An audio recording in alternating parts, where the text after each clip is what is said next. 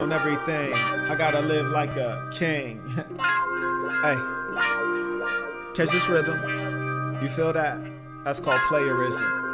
I'm on the scene, a player clean, poker face, 4 queens. I got 4 of a kind on everything. Dig this, living elite. I don't feel complete without kicking at my feet in a Rolls Royce every week.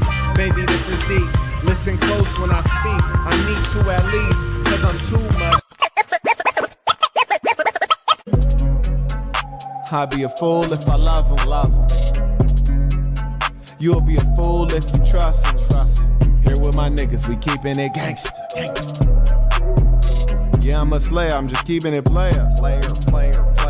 I'm fucking her now, we're man eating it later. That's maybe why he is a hater. I'm wearing all black like I'm being a raider. You talk to police, we call you a traitor. I'm running the city, they call me for favors. I'm running the city, they call me the mayor. It's getting political with me, my street presidential. She give me the quit banging my line, ho. Quit banging my line, ho. When you see me act like you don't even know me, ho. When you see me act like you don't even know me, ho. Come on, baby, get a clue. How you do what you do? How do you fall in love with me, but I'm not in love with you? Peace to the saints! Peace to the saints! Peace to the saints. We're back with part 2, and I feel so inspired by this topic because it represents what is holding back the average person, the failure to invest in themselves. I almost feel inspired to do like 30 parts to it. Just this might be an everyday thing. I'm going to share some notes and try not to be too lengthy. Per usual, let us show love to those who show love to us. Hit me. First, we have 2 people who joined Christmas morning on Patreon. That's Jawan and Sosa. So they welcome Jawan and Sosa to this family, and I wouldn't even be surprised if that were a Christmas gift to them. And if it was, that's a good Christmas gift because it gives you access to knowledge that'll be transformative. We have, I think it's Kumbalani said peace to the saints tuition. Peace to the saints. OH sent tuition. Shout out to OH, very consistent. The sensei said, caught the replay yesterday and some points you made really hit me hard. I woke up with a positive attitude this morning to be alive. Yes. Gym is closed, running 5 miles and 20 degrees. Peace to the saints. Thank you, MDB. Peace to the saints, and be careful out there if you're running on ice, because I've done that before, that black ice, so you might slip on that. But be careful, but get the work in. It's absolutely worth it. And I always ask myself, if I were to die in fill in the blank state, would I be pleased to have died this way? This is why I don't do like thrill seeking activities like bungee jumping or skydiving, because I find it to be stupid and brainless. And if I were to die in that state, I would be frankly embarrassed. Like, a great man died doing something foolish. I'd rather die in a war or die at the hands of a psychopathic, crazed enemy trying to assassinate me, or die doing something meaningful, slaying a super thick female, something like that. So, shout out to the men who are getting in the work that matters, doing the things that matter. Okay, we have Major Mind and Soul said, my daughter is 3 and my son is due this week. Wow. I plan to keep my wife out of the workforce. I currently make around $80,000 a year. Do you have tips for me to manage this and scale up my income? Well, that's quite a bit you just asked there, Major Mind and Soul. So let's dig in a little bit. Number one, when you say you make $80,000 a year, that requires context, which is to say $80,000 a year in Los Angeles, Venice Beach, Santa Monica, New York, major markets. It won't stretch very far for you and 2 children and a wife. However, if you were in, say Central California, the South, certain places that perhaps are more suburban or rural, it'll stretch far enough. And really, step one is your budget. What have you budgeted out in terms of knowing the expenses required by your current family and then your plus one, which will be arriving soon? my recommendation, he says, right, I'm in Massachusetts, Saint. Yeah, and that's something you want to look at the specific city and the cost of living. But being that you've been there, you don't even have to estimate. You have the real true cost of what you've been spending. One thing I want to recommend to you is a conference 4 that has the personal finance bit. They can find like it's a separate episode. Yeah. Okay. So check out conference 4. I think it's episode 1, but you'll be able to see which one that goes through personal finance. And it describes the perfect allocations, the amount of money that you should spend on your rent or mortgage, the amount of money you should be putting away for investments.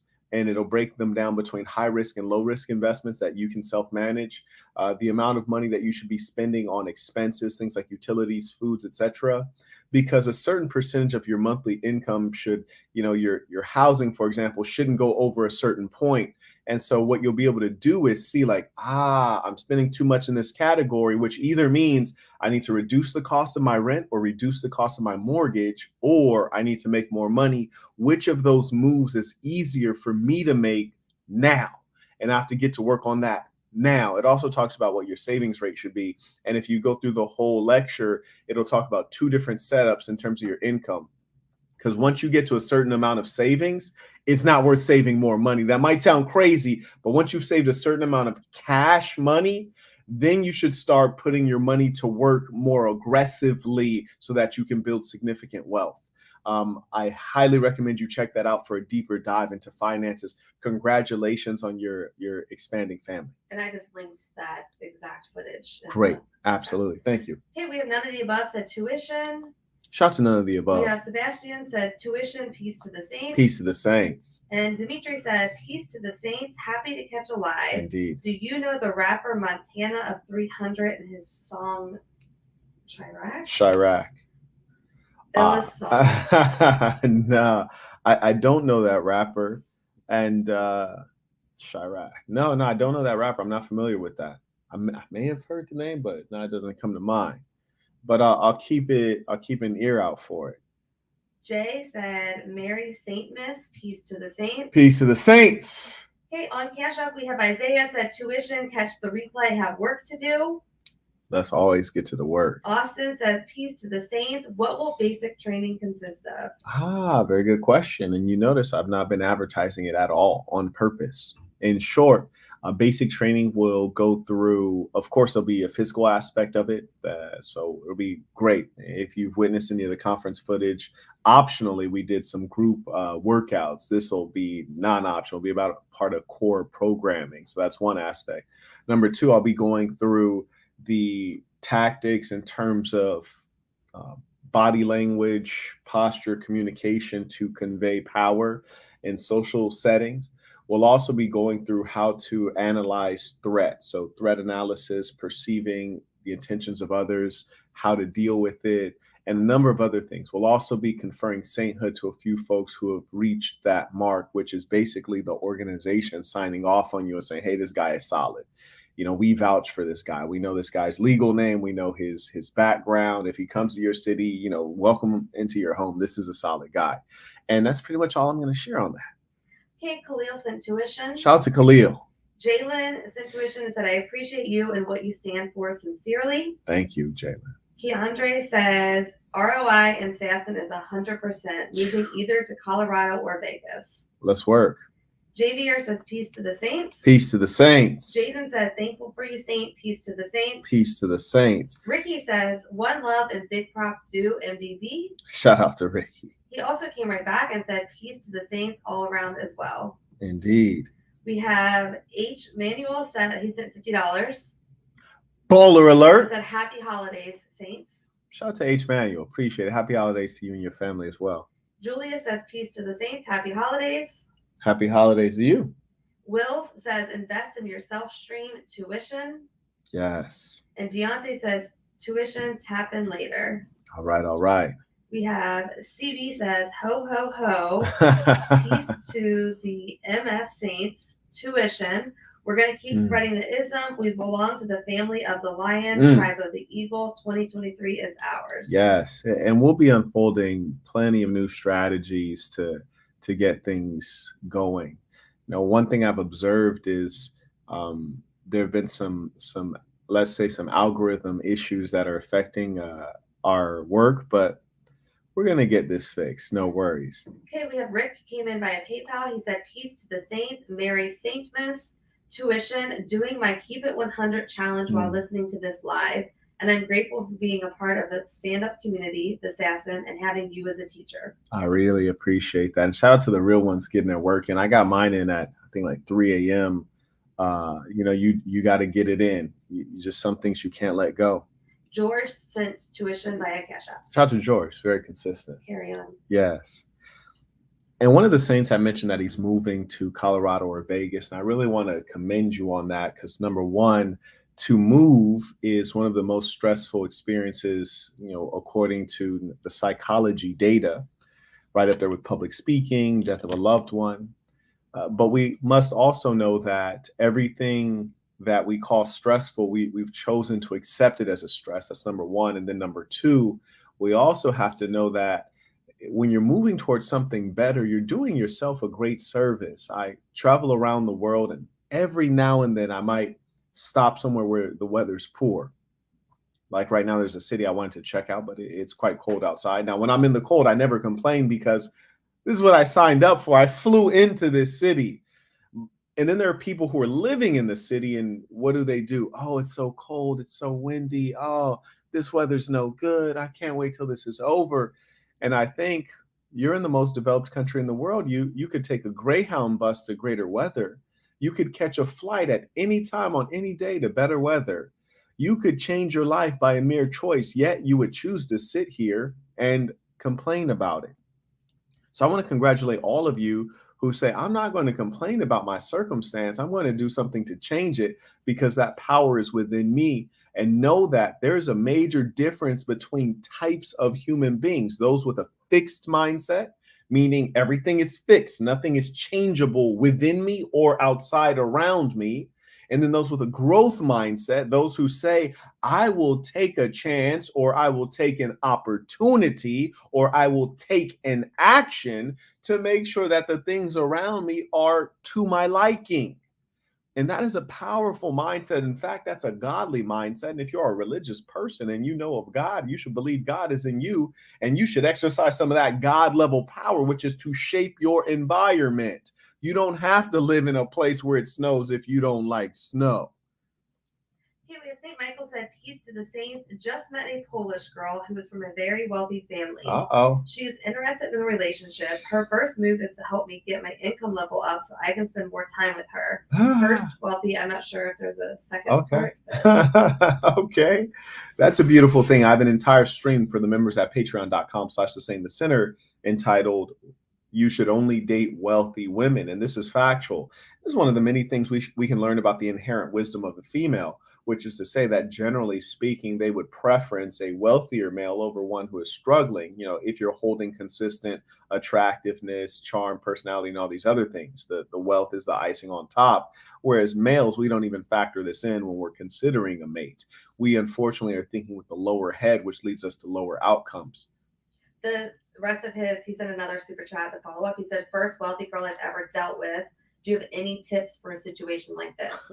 The tip in general when you're going through a new situation is, number one, to be calm, keep your ears and eyes open, and know that the less you speak and the more you listen, you will be able to operate intelligently rather than appear to be a fool.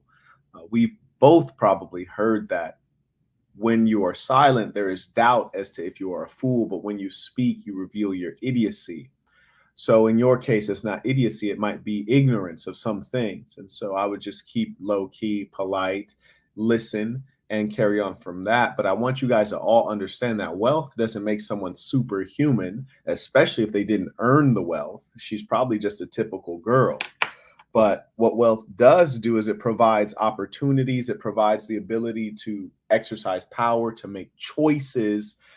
Meaning you can go into the grocery store and say, hey, I can buy Costco brand water, or I can buy the Fiji water, and anything in between. I don't have to stress over minor things. And those are the kind of things that you enjoy when you don't have to worry about finances. So what I want to encourage you to do, if you're not in her income level, is don't spend or behave as though you are, because often what will happen is you'll be around someone that's fabulously wealthy and they're doing things that are maybe outside of your budget, and then you're straining your finances trying to keep pace. So that would be something I recommend against. But if she has a clear sense of what you're trying to attain and you're a young man, I think you're good to go. Don't treat her like she's on a pedestal. Keep it straightforward and all will be well. We have Ken came in via Cash App. He said, peace to the saints and tuition for the much needed lecture. Absolutely. Shout out to Ken. Marcus said, can you define what being a serious man means? To put it simply, and that is much of what this lecture will be about, but to be a serious man is to, number one, never joke with strangers, especially those who are male. Do not joke with strangers, especially male strangers, for you don't know how they'll react. And more importantly, when you're engaging people, you should be engaging them with purpose. And generally, your purpose is not to share a laugh. Your purpose should be to achieve a goal, to network in pursuit of a financial goal, to exercise in pursuit of a health goal, to fill in the blank. So, and what I mean by that is when you're a serious man, you're also looking at life knowing that you're ready to make sacrifice in pursuit of things that are more important to you. I'll give you an example. I really love basketball. I love playing basketball and I love watching basketball. But I never watch basketball and I never play basketball. It is something I have sacrificed for things that are more important to me, greater priorities, more major goals. And I'll tell you why. As a serious man, I said, well, what are the things that really drive me psychologically? What makes me feel good? Say it's fame and fortune. Would I ever achieve fame and fortune as a basketball player? No, I don't have the height. And at my height, I'd have to have Allen Iverson basketball skills, which I certainly do not have. Hence, to continue playing basketball would be a hobby. I always like to figure out how can I make money out of my hobbies, or how can I get something greater out of my hobbies? How can I get acclaim out of my hobbies? I'll never get acclaim out of a basketball hobby because I don't have the right size and skill level or age.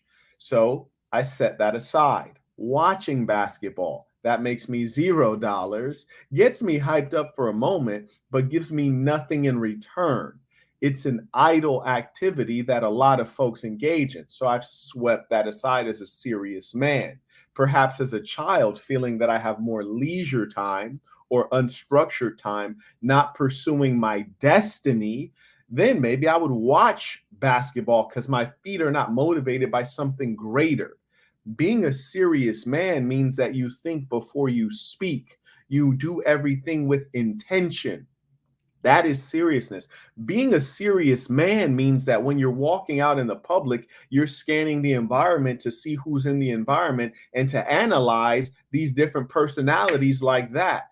Being a serious man means that when you walk into a room or a building, you know where all of the exits are and you're always facing one to see the traffic entering and exiting. Being a serious man means that when you're with a female, you're responsible for her safety if she matters. If you're with your family, you're responsible for their safety. Being a serious man means that you want to be a provider of your loved ones, and you know that you must make the sacrifice to be in that position. Being a serious man means that if you choose to do something, whatever it may be, you're going to be very intense about what you're doing because your time is important and you've decided to allocate your highly valuable time to an activity. Hence, you're going to do it at excellence and you're not going to let people distract or unfocus you. Okay, we have Dion says, peace to the saints. I've wanted to ask, as someone who plans on traveling to Africa, what country would you personally recommend I see first? I see you've been to many. I even see you schooled the Somalian dude. As I remind, who you are matters. What you're seeking matters. So, for example, if you're a young man and you'd like to party and meet good-looking women and be in a place that's fairly safe and the economy is reasonably developed such that it might remind you of some of your comforts in the United States, presuming that's where you're from based on your name, and you've never been to a third world or developing country, then I would probably start off with Cape Town, South Africa, as an introduction to the continent, if you're talking sub-Saharan. If you're speaking of the entirety of the African continent, then you would consider going to Morocco. It's a lovely place to tour and even for nightlife, but you have to also be aware that there are a couple like minor scams that people like to pull consistently, particularly around the hotels. For example, one scam that they like to pull in Morocco, being that it's a Muslim country, and you scarcely see any real Islam occurring there unless you're in like Wujda, which is a city in the northeast, which you'll probably never go to. But aside from that, if you're in a major city like Casablanca, etc., say you meet a girl out at the nightclub, a Moroccan girl, or even a white girl or a foreigner, shall we say, and you take her back to your hotel to slay her, right? Because you met her at the club. That's what you do. And when you get back to your hotel, the front desk is going to say, "Oh, we have to charge you an occupancy fee for the second person." And you're like, "Nah, that doesn't sound quite right." And they're like, "No, we do." And they're like, "All right, well, here's my credit card." They're like, "No, we have to pay in cash." Well, but I paid my initial fee in credit card. Why can't I pay this in credit card also? What they're really doing is this individual person is trying to fleece you interpersonally for money. They're scamming you. So these are the kind of things that you have to deal with in developing economies.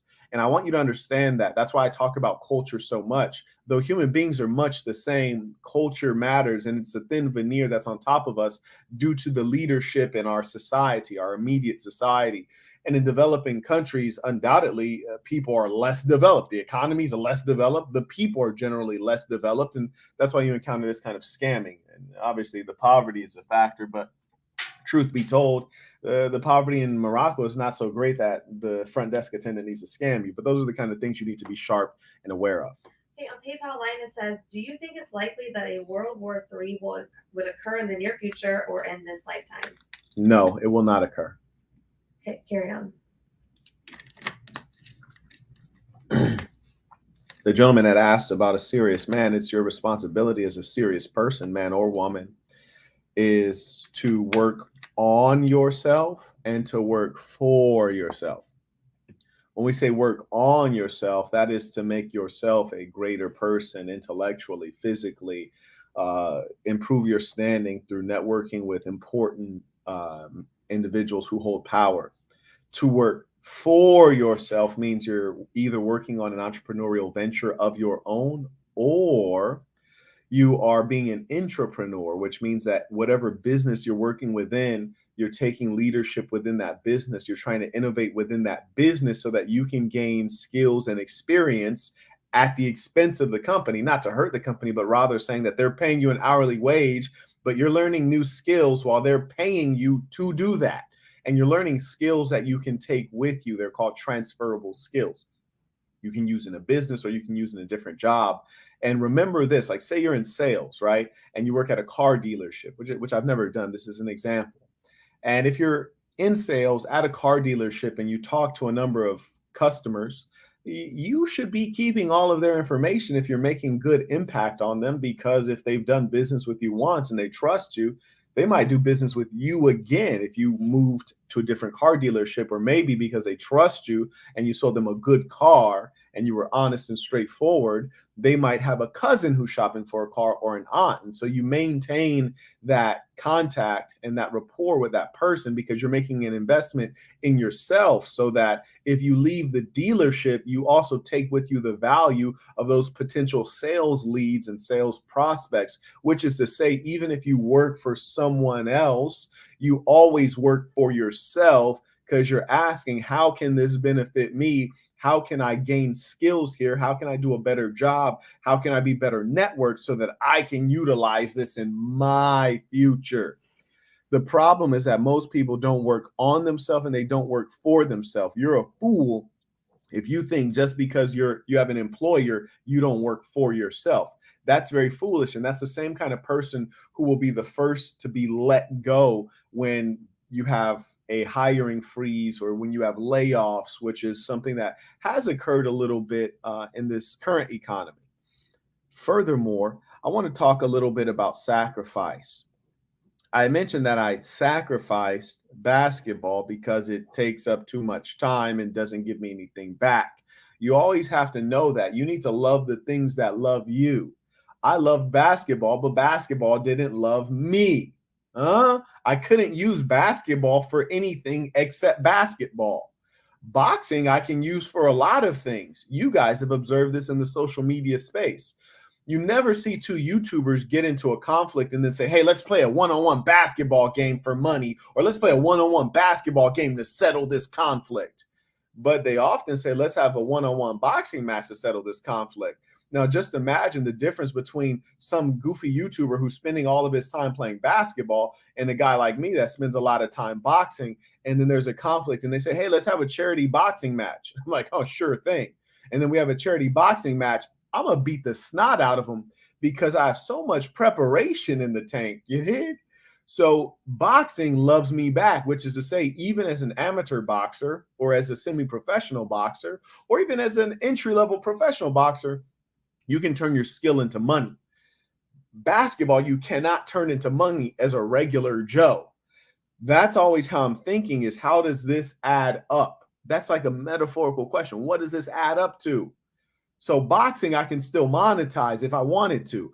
Even if I couldn't monetize boxing, you can box in the boxing ring. And also, if somebody runs their mouth outside of the boxing ring, you can utilize those skills and they'll be highly effective. They're transferable skills. A basketball court doesn't give you any transferable skills. Shooting a jump shot only works on a basketball court. Those are the kind of questions you want to ask yourself as a serious man. What am I sacrificing? It's called opportunity cost. And what I mean by opportunity cost, this is a term in economics, which is to say every time you do something, you are not taking the opportunity to do something else. If I fly into the Poconos, that means I also did not fly into Beverly Hills. I didn't fly into New York. I didn't fly into all these other places. There's an opportunity cost. So make sure what you're choosing to do with your time, effort, energy, and capital is worth the spend or worth the investment. Okay, we have Nicaragua Saint send a cash app. He said, my question is in the comments. I put it on screen. It says, to build a bigger chest, what is the rep and set range you recommend when benching? Well, number one, I think it's bigger than benching. That's the challenge, is that people don't engage muscle confusion, which is to say you have to do a number of different exercises that target the same area. And another thing that people generally fail to do when they're trying to grow their chest mass, the pectoralis has a different areas. And like this area right here is generally what makes it look big and gives it the appearance of mass. And so you need to do exercises that work the upper chest. But I would recommend on chest day, you do no less than 4 different exercises to target the chest. And a part of that would be modified push-ups in addition to the bench press. And I also highly recommend the free weights with your bench on an incline as well. So there are a number of different angles you can press at to work different parts of that muscle, but you have to do multiple exercises. It should be completely sore and destroyed. You have to work to failure, which most people don't do when they're in the gym because they want to look cute. And that's the problem, is that we're more concerned about what others think rather than what we think of ourselves, or more importantly, where we're going. Okay, St. Michael is back for the 3rd time. Said my favorite series, pristine game. Take notes. For real, though. For those who want to win, right? This is just for the winners. We have Fred sent tuition. Shout out to Fred. Marcos says, peace to the Saints, tuition for the game while a jump rope. Yes, sir. We have Joshua sent $50. Baller alert. This is the Vegas. Absolutely. He says, peace to the Saints. Peace to the Saints. Happy holidays to you and your family as well, Joshua. Here's Fred. This was with his super chat. He said, peace to the Saints. Have a question. Any recommendations on how to source a hardware developer for product design? Not sure of the name, but someone to bring my idea to life. I purchased Conference 1 and 2. Thanks. Thank you for that. Now, Fred, when you say hardware, this is an expansive set of skills that you're referring to. So it depends on what you're talking about. I have significant experiences in hardware. For example, one of my tech companies, we produced our own Bluetooth beacon. We started off not producing our own Bluetooth beacon. And what we would do is we would buy in bulk from a a company actually that was based in Eastern Europe, and we reprogrammed the firmware on this device. The firmware is essentially the software that's in the hardware, if you will, and that's the hardware's software that interacts with your mobile application or interacts with your phone or interacts with external sources. Then eventually that manufacturer wasn't able to keep pace with our business. Our business was growing. We said, hey, send us this many thousand units. And they're like, yeah, sure thing. But they couldn't meet demand. So eventually we linked up with a factory, which I can tell you about on another session or on a one-on-one. And we had them develop our own device based on a couple specs. So at some level, we're like, hey, here's the device that we're currently using. We want you to copy certain aspects of this. We need to modify the firmware in this way. We need the battery to last this amount of time. And this particular factory already made these kinds of devices. So they did minor modifications in terms of the shell of the device and then in terms of the firmware and the battery life. So size, shell, firmware, battery life. But it was already uniquely tooled to do this. And this was a factory because we were going to produce this on mass scale. And we already knew that. In your case, I don't know if you're producing a B2B solution or a B2C solution, or if you know that this is going to sell. You probably don't know that it's going to sell. So you're trying to create a prototype because it sounds like you're in the design phase. If that's the case, I highly recommend you go to a maker space in the United States domestically, and you go to a maker space and you talk with an individual who has skills in doing certain types of hardware. Now, depending on where you are, I know, for example, there's one in Arlington, Virginia, which I've actually spoken at. And they have a couple maker spaces in other locations, but I don't have much background on what you're doing. So you might want to schedule a consultation if you think that can accelerate you. And I always recommend that you guys make an investment to move faster and to avoid pitfalls and mistakes. Because truth be told, if we have a conversation, if I think that your idea is not going to sell on the consumer market, I'm going to let you know. I'm not going to say, oh, this is a good idea, so you can keep doing consultations. I'm going to say, no, abandon ship, abandon ship. This doesn't make any sense. Because I want you to save time and capital, because you can sink millions of dollars into something that's not going to work. And for example, Theranos was one great example with Elizabeth Holmes. Sinked hundreds of millions. Was it even $1 billion? I think they got up to $1 billion in something that literally didn't work. But if you're talking about hardware, you're talking about something very complex, and I highly recommend that you get a consultation, because know this: to develop hardware is very expensive. To develop software is expensive. To develop hardware is exceptionally expensive, especially if we're talking about in the tech space, because number one, hardware itself has software on it. Number two, hardware has to be fashioned. You're generally going to need what's called a mold to even build it. You're going to need, I'm not going to get into it. It's expensive. Okay, we have Jordan came in via Cashapp. He said, Merry St. Miss, another beautiful hustle day. Yes, indeed. It is a beautiful hustle day. And we have Nick says, peace to the saints. Thank you for giving so much this past year. Peace to the saints. I appreciate that. That does mean a lot. Thank you. What side is the holiday hustle day shirt on?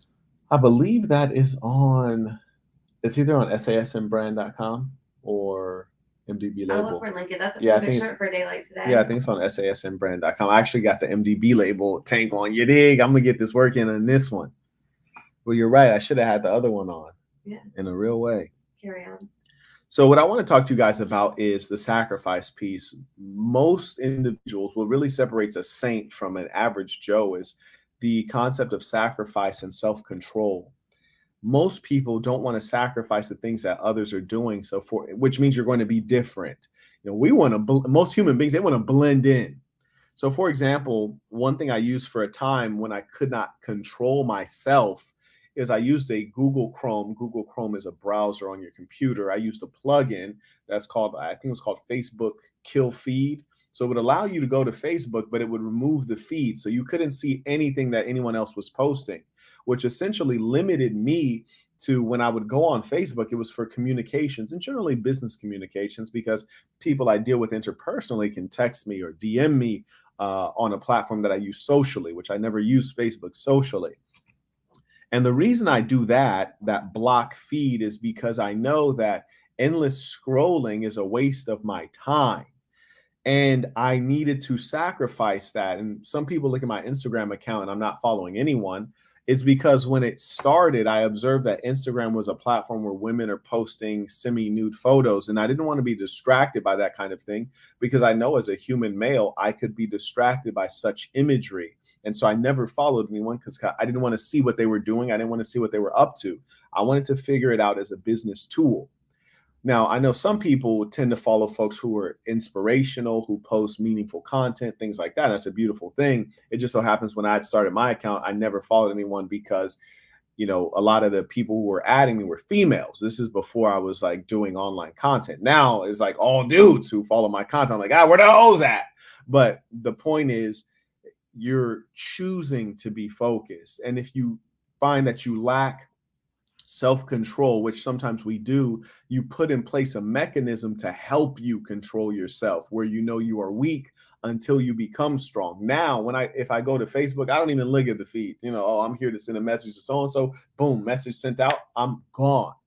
It's all done with. And you have to build up that muscle of resistance. And when I say resistance, you're essentially resisting being like everyone else. What is everyone else doing? Scrolling on Instagram, scrolling on Facebook. That is a major part of what we are doing, is maintaining our individuality and our focus on goals. And what you'll find is over time, it'll give you the things that other people don't have because they were not willing to do what you did. Okay, on Cash App, Nicaragua Saint is back. He said, was it difficult making your first 100K? I think if you ask the person while they're doing it, was it difficult? They'll say yes. But if you ask someone who's already done it in retrospect, they'll say no. Because when you really think about it, when you do it in America, especially when you get some money, you realize, dang, there's an infinite amount of money. You almost stop respecting it, to be honest with you. You stop like having reverence for it. I mean, if I don't know how long you've watched me, but you've seen me hold like $250,000 in cash in my hand, like stacks, like bricks of cash money. You almost stop respecting it. America, it's so easy to make money once you figure out the process, you create the discipline, and you understand business. Every day I get paid, literally every day I get paid, no matter what I do.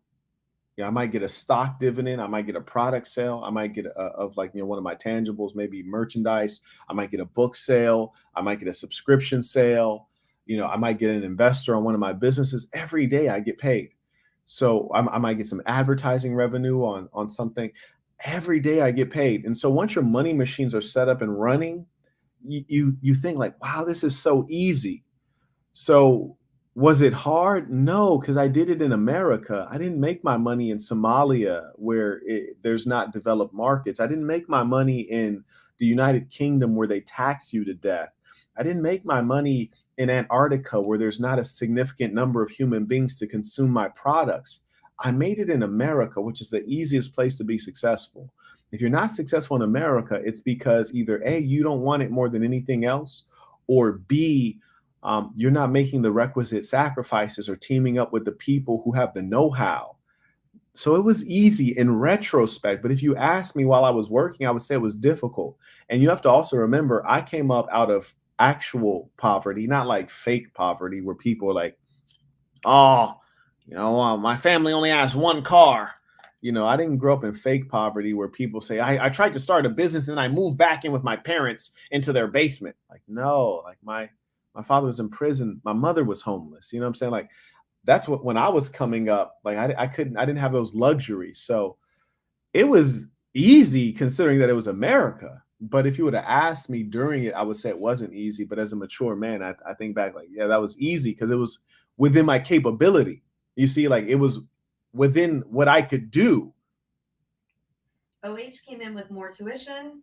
Appreciate you. And on Cash App, we have Joseph said, Merry Christmas. May the assassin continue to prosper. Yes, and it shall, because we're going to do the work and we're going to learn from all of the lessons. That is the key. We're going to do the work. We're going to learn from all of the lessons, and we're also going to endure well if something does this. See, what people don't understand is that life can do this.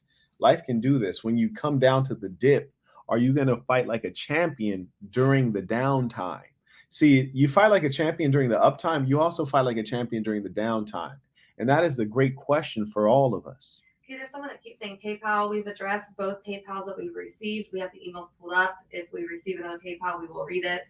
We are keeping an eye on them. Yes. So Bridget says that she is managing the PayPal, and if for some reason it comes late offline, we'll definitely make sure that we address it during the next session. But I do not see that any PayPals from you have come up. We did have a PayPal, two of them from others that were addressed. And I do recognize the name. Carry on. You're good? We have a PayPal that just came in from Wilson that says peace to the saints. Peace to the saints. Another thing. We have a PayPal that just came in from Romario that says happy hustle day, saints. I appreciate your time, Marquette. Sassin or nothing. Sassin or in a real way. And the beautiful thing is that over time, we're going to see who the real ones are. And we have Austin. Sorry, go ahead. Austin says, these lives always convict me when I want to stall. Yes. That's good. You're feeding your mind the right things. Over time, we'll figure out who the real ones are. You know, the loyalty is something that lasts. There are a lot of people who show up and they're called fair weather friends. They're around for the good times. They're around for the easy times. They don't persist and struggle. They don't fight with you side by side. Those are the kind of men you want to be around, the ones who are willing to go to war on your behalf, go to war with you in the trenches, of which very few are willing to do such a thing. And it takes time for these persons to expose themselves. Another thing I want to point out to you all is in not being like those in this world.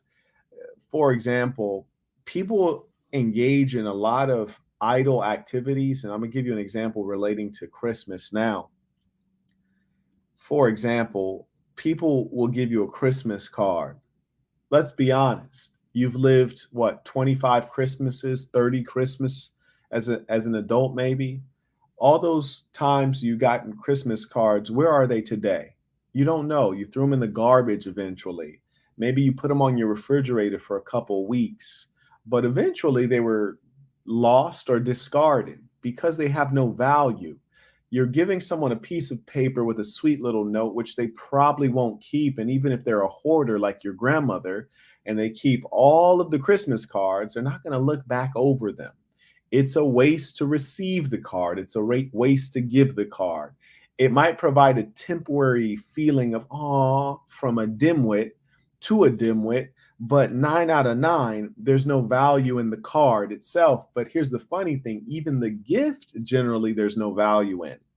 But that's okay. If you are in a position to where you say, hey, I got limited resources and I need to make a major investment in myself so I can move forward, all the 10 people, mom, dad, brother, sister, girlfriend, aunt, uncle, neighbor that I was going to give a gift to, they're getting downgraded to a Christmas card if it matters that much. And I'm going to use that money to get myself some education or to save up for a piece of real estate or to invest in the business, whatever it is, because you need to send out each of your dollars as a soldier. And even if you are going to give a Christmas card, you need to be strategic about who's going to get it, even though it's only maybe $1 or a $2 allocation. You still should be thinking about that. So I just want to remind you that don't do things just because everyone else does it, because you give out a Christmas card or even a real gift. People tend to not appreciate it. And your Christmas card's going in the garbage anyways. And so you might say, dang, Quet, you ruthless. You don't respect anything. No, I do respect something. I respect the greater value of how you can use your money more strategically. I respect the greater value of you loving on yourself before you love on anyone else. I respect the greater priority of saying, if my money ain't right, let me focus on getting my money right before I do X, Y, and Z. And I also still want to remind you all that if you feel abundance, you need to act abundantly. And also that you should always try to feel the feeling of abundance. And though this might seem paradoxical, there were times at which I didn't have financial abundance, but I would still do certain things to feel it. You know, if I'm in the church, I'm still going to pay my tithes because it makes me feel good. You have to understand how you're investing. Okay, we have Lee said, comment in the chat under Lee E. I do not see. Oh, I see right it. here. I see it now. He said, I start my New Year's in December. These are the words I needed to hear. Tuition, peace to the saints. Peace to the saints. I also want to challenge your thinking, ladies and gentlemen. Ask yourself, what is the value of hearing from someone annually? Do you not have those many people who take Christmas as an opportunity to say, hey, happy holidays, Merry Christmas? And you're like, did you just put me on a group chat to say this to 30 people at once? Or did you just send me like a DM that you cut and paste to 30 people? Did you just invite me to your church like once out of the year? Which means you probably invited 30 other people, which means that I don't matter in general to you. Why would you do that? These are idlers. I want you to watch people's behaviors and listen to their word and make assessments of their value and who they are and how valuable they are to you.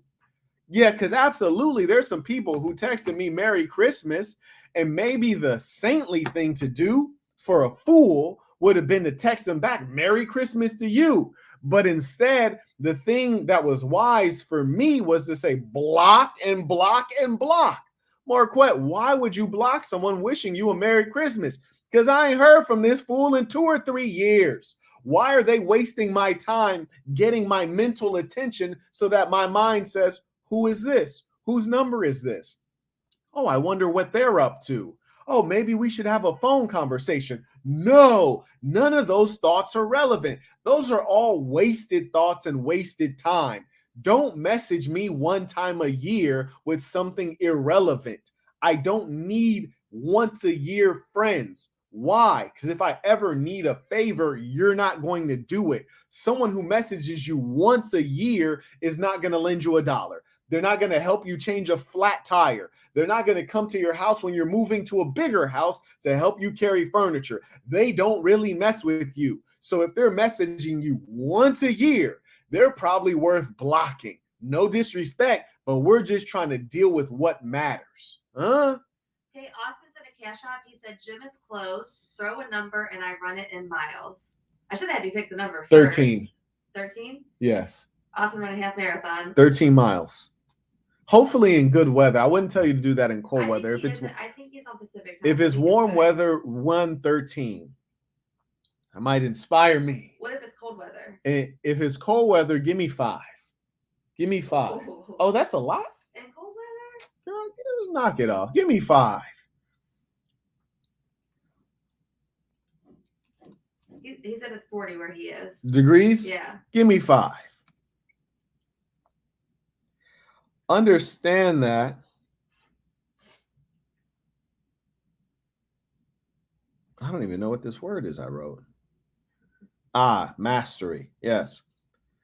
Mastery takes planning and practice. I repeat, mastery takes planning and practice. If you want to do something at a high level, like a level at which people will pay you for it, or people will be in awe of what you're doing, people will sit back and become an audience to what you're doing, it takes planning, meaning you have to think about the goal, you have to identify the steps you're going to take, and then you have to practice the right way, which is the planning piece. Like you're planning to do it at a level of excellence. You don't just do something at a high level with no practice.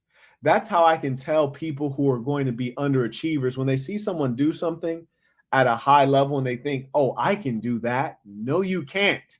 That wasn't easy. He made that look easy because he's practiced that for over 10,000 hours over the last 5 years every day. No, you can't do that. It looks like you can do it because he made it look easy, but it's actually not easy. And you, my friend, are an inexperienced nincompoop because you think you can do something that is difficult, which lets me know you've never done anything difficult. You're a spectator in life. Yes. So if you ever want to do something with excellence, You must plan and practice to have mastery. And mastery is the only thing that matters. You should try to do things you can master. Like, for example, Kevin Hart likes playing basketball. Why? Why? Kevin Hart is what, like 5'5"? Even if the word 5 is involved in your height, I don't care how much you like basketball. Give it up. You're wasting time. Okay. All right.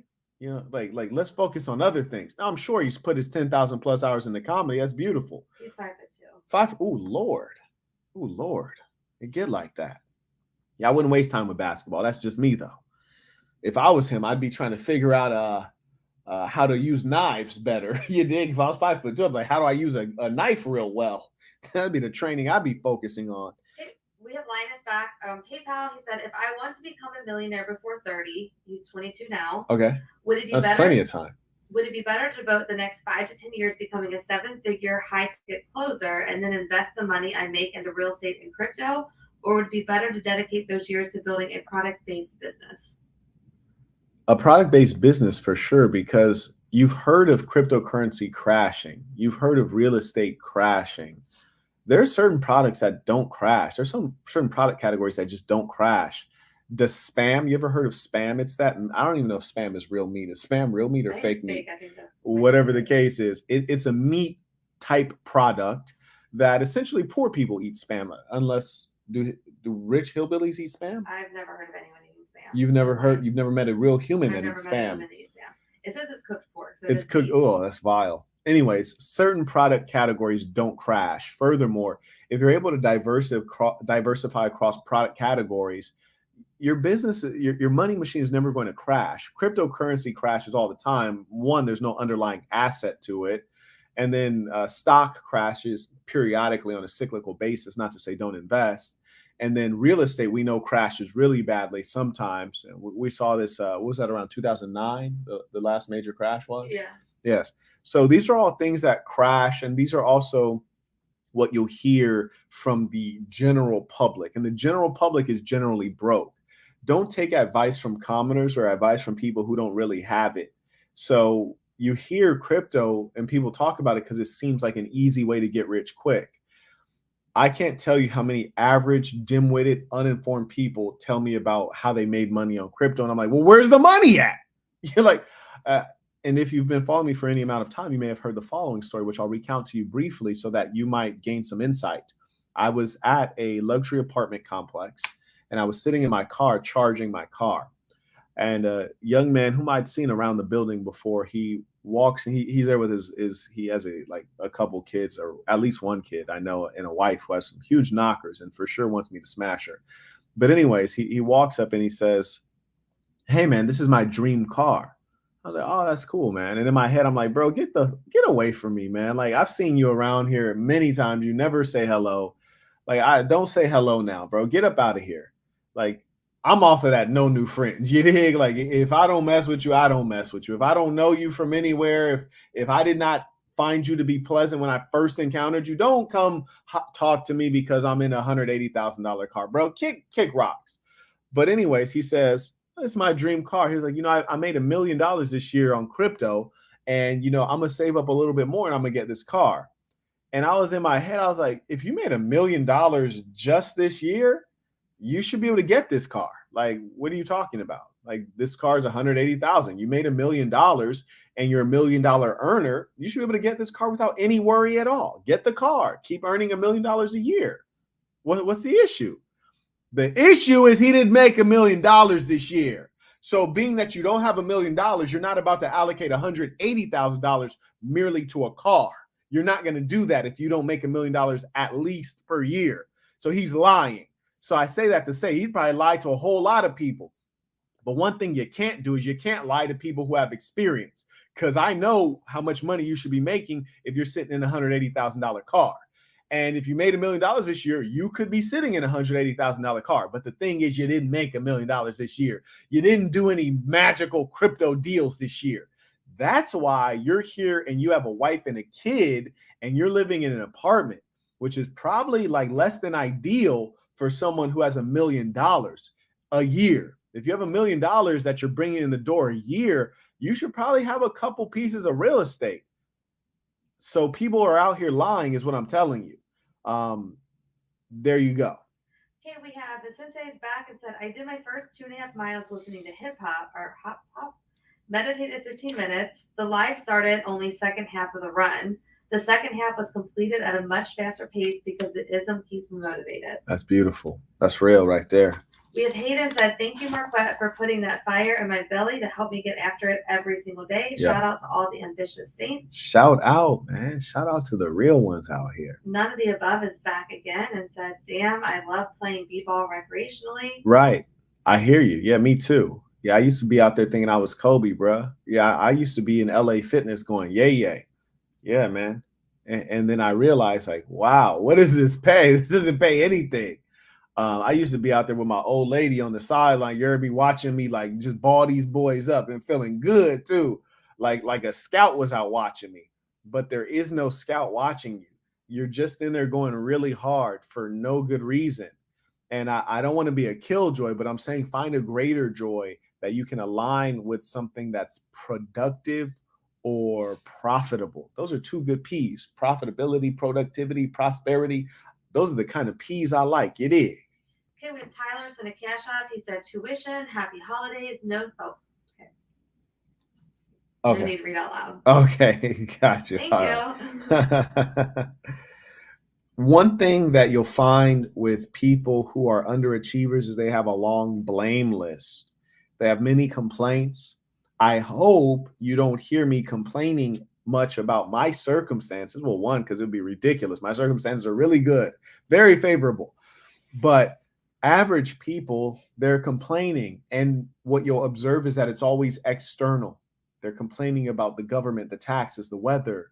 They're complaining about their spouse. They're complaining about the traffic. They're complaining about their employer. They're complaining about their boss. They're complaining about all of these things. But one thing they never throw under the bus is they don't complain about themselves. They don't complain about their lack of effort. They don't complain about their laziness. They don't push themselves. And what I found is that if you always ask yourself before you send out a complaint, does this matter? What can I do about this? You probably won't even say anything. For example, if I were to walk outside right now and say, oh, it's really cold. Question one, does this matter? Yeah, at a level. Question two, can I change this? Absolutely. I can hop on a flight. Well, then let's go. Or if I live somewhere, can I change this? Yes, I can apply for jobs throughout the continental United States. And if you live in the United States, you live in a massive country in the largest capitalist market in the world. You can find a job in here, in Illinois, in New York, in Florida, in California. It's endless.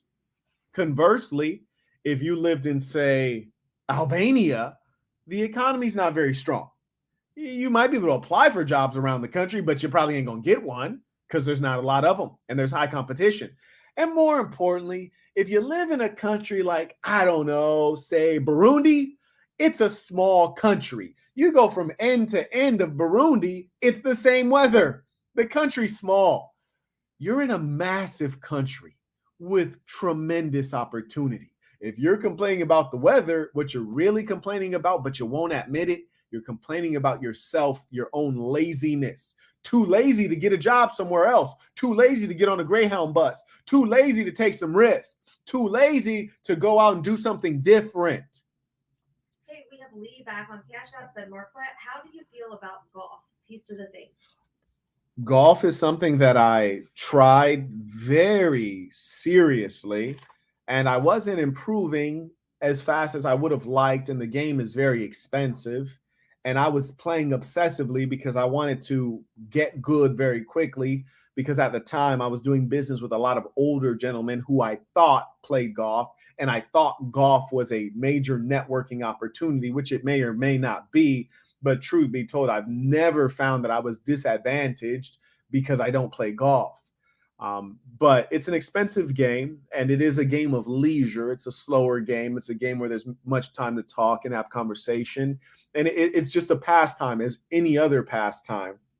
And you'll find people who are wealthy and successful and do different activities and hobbies.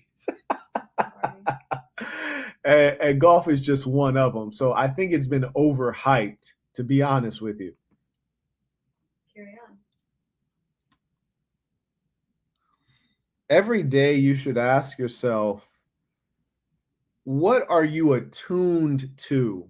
And what I mean by that is, what are you paying attention to? In any environment, there's a lot of observations you can make, but what are you attuned to? This is what I mean.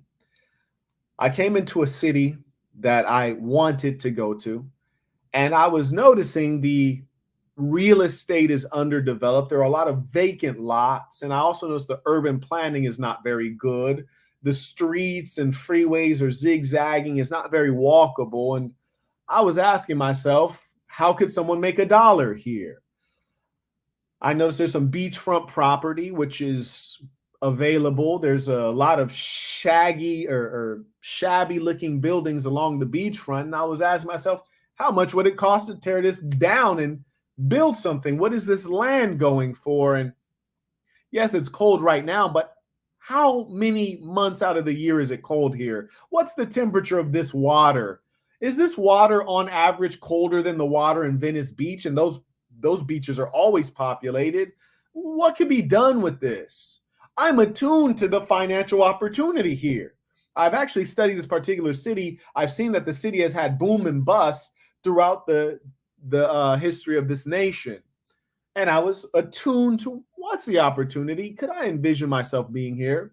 And every time I travel to a country, sometimes I might see poor people and they're like invisible. I try to avoid them.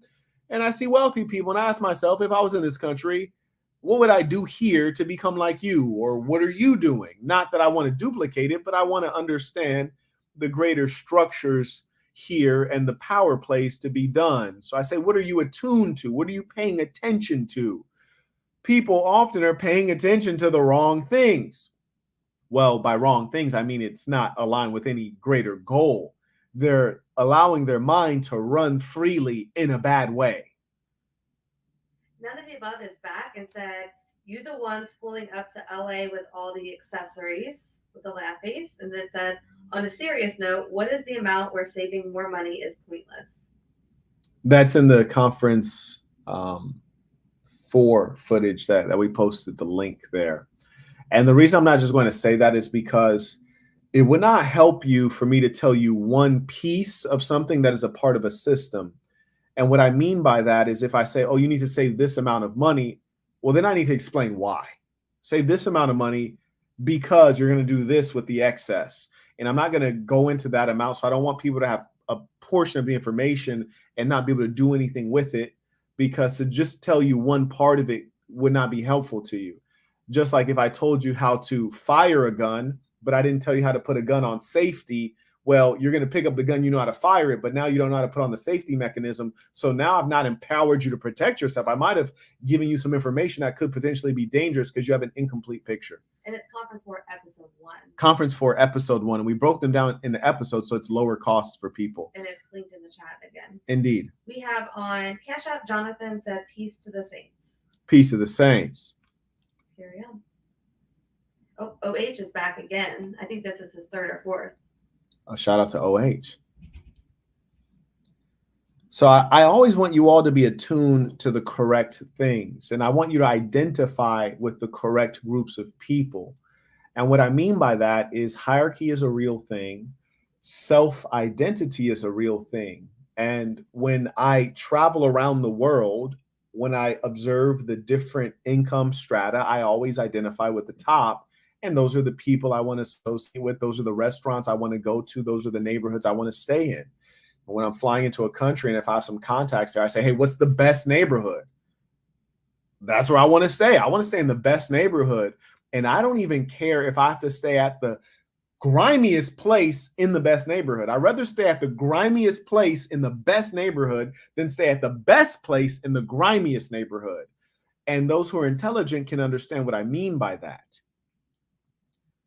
So always be attuned to the right thing and position yourself among the right people. But as you build up this self-belief and self-image, which should be accurate based on your substance, who you really are, the quality of person you really are, you're going to look at certain people and it's just going to make you want to throw up, to be honest with you. There was a guy last night, actually.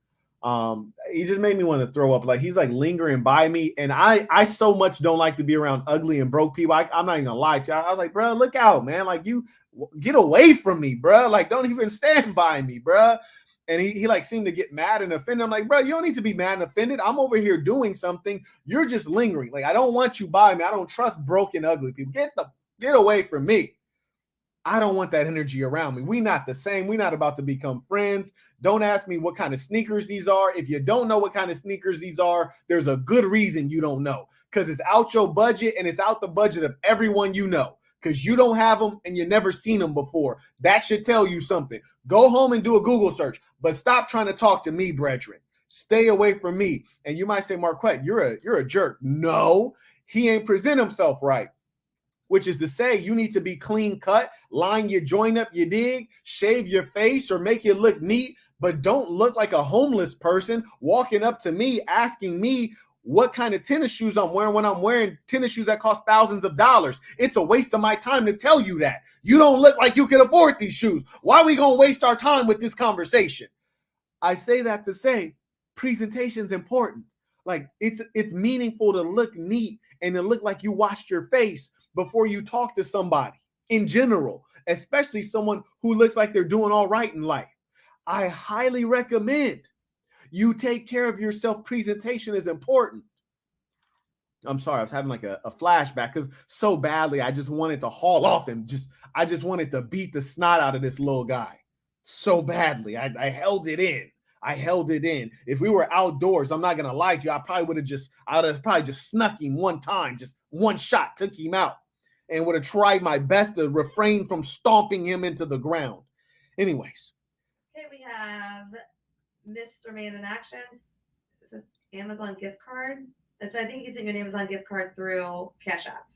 Oh, you can do that. That's what it looks like. This man then discovered some functionality. It says he sent you an Amazon gift card. He wrote "Peace to the Saints." Mr. Man in Action. Yeah, so on Cash App, he sent you an Amazon gift card. Well, I appreciate that, Mr. Man in Action. Thank you very much for the thoughtful gift. That means a lot to me. It really does. And shout out to Mr. Man in Action. Been back recently. Yes. Yes, indeed. You might think, Quet, you sound like an a-hole. And it's okay. I want you all to understand that if you talk to my friends and my loved ones, they will tell you I am the nicest, the most pleasant, the kindest, the most giving of their friends and family. Hopefully, if you talk to my enemies, they say I am the worst of their enemies. And I hope that's the case. You dig? I want to be all love to my friends and family, and I want to be all hell to my enemies. And the people who are not friends and family or saints, they don't matter to me. And I'm not going to pretend they matter. Because energy, focus, and capital is a precious resource. And I don't care anything about what random people think of me. I really don't. And I don't think I ever have since I was like 8 years old. Yeah. And I want you guys to take the same mentality. Caring about people who don't care about you. It's ludicrous. That is one of the things that cripples most human beings. And I want to talk to you guys about story. Human beings, story is everything to us. You know what's so funny about story?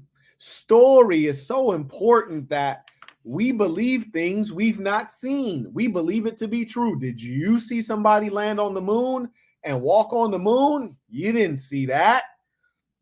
Did you see that slavery happen? You didn't see that. That was a story. Might not have happened. You don't know, but you heard the story so many times, it's real to you. Did you see Jesus on the cross die for all of our sins? You didn't see that, but you're convinced of it. Do you know that the Prophet Muhammad, peace be upon him, was a real person hearing the word of God and reciting it in the melodious tones that we hear the Quran today? No, you didn't see that. You heard about it in a story. Stories are so powerful, especially when you hear them a lot. You think it's real and true, which is to say, if you told yourself a story, a good story about who you are, the great man that you are, it will become true to you. And you just might do the saintly thing, which is to back up the story, to live out the good story. But you have to be the author of the story. What did I mention before? To gain mastery, it involves planning and practice. Planning is writing the story before the story has happened. And then you take your discipline to act out the story, which is to say, to do the steps that will make you the hero of the story you've already written in here and on here. Hey, we have Keandre sent a cash app. He said both classes of people don't like each other, correct? Both classes of people? I think like wealthy. No, I don't think that's true. I don't think that's true. I think class warfare occurs because, generally speaking, the people on the bottom are jealous of the people on the top. And they're jealous because they've been raised in a culture where they were not taught about hierarchy, duty, and happiness. Hierarchy, duty, and happiness. Duty is doing what you are supposed to do because you're supposed to do it, just based on you being in a certain identity. For example, as a woman, your duty is to provide sustenance, full stop, which is to say food and drink. You need to provide that. That is your duty. It's not a privilege. You're not doing somebody a favor. You're not doing a solid. That's your duty. When you're raised up in a society where there is duty, you don't feel like you shouldn't be doing it. You don't feel like you're doing someone a favor. You're doing it because you're meant to. Duty is important. Okay, that's number one. When you teach duty in a society, no one wants a tip because they feel like their job is their duty. They don't need a tip. It's actually cheapening it. Huh? They're doing it because they're supposed to. That's duty. Hierarchy. Hierarchy is respect for the fact that other people might be above you, and we're going to treat them according to what is real, not according to a false sense of equality, which actually does not exist. Hierarchy and respect for that takes true humility. Though you have internet nerds who don't know me, they would say, oh, Marquett, he's arrogant. Whether that's true or not, one thing I always respect is hierarchy. And if I'm in a situation where I'm not at the top of the hierarchy, sir, yes, sir, I'm gonna soldier. If I'm not the general, I'm gonna be a great soldier. And if I'm not the soldier, I'm the janitor, I'm gonna be a great janitor. That's how I am. Whatever my role is, I'm about to execute, you dig? And low key, I'm gonna probably execute good enough that I'm gonna move up in the hierarchy. But if I'm down here, I'm going to respect the fact that I'm down here. Yes, sir. No, sir. Yeah, please. Thank you. I'm being very respectful. And I don't care who the boss is. They could be younger than me. They could be a female. I'm going to treat them like a boss. Why? Because they're my boss. I'm not about to complain about them. In a society where people don't respect hierarchy, your boss gives you a job, which means they give you the opportunity to provide for yourself and provide for your family. What do you do as a dirtbag in a broken culture? You complain about your boss as though they're not the very reason you're able to eat food and pay your rent. You're complaining about the person who's giving you opportunity. It's ludicrous. Duty, hierarchy, and what was the other one? Okay, you've been working. Very good. Duty, hierarchy, and I'm going to give the audience a chance to give me the third one. Make sure people paying attention. While they're doing that, we have none of the above but the conference for episode 1 about personal finance. And that's a critical one. And if you're able to get within those percentages, you're going to be financially strong. And the important thing is these are percentages. You can use this whether you make 100,000, a million, or 40,000 a year. Get within the percentages. See, the problem is that because people don't respect hierarchy, they want to live beyond their means. So I said, you're going to spend this percentage of your income on monthly rent. So if you're currently in, thank you, happiness, bingo. I'm gonna get right back to that. You're supposed to spend this amount of money on your rent. If you're in a really nice apartment, but your income ain't really nice, you need to move to an apartment that's more representative of your current income. That's not to put you down. That's so that you can save more money so you can eventually move up in life and be able to sustain it. Be able to sustain it and have a little bit of money to protect yourself and to protect your loved ones if things go left. Now, happiness.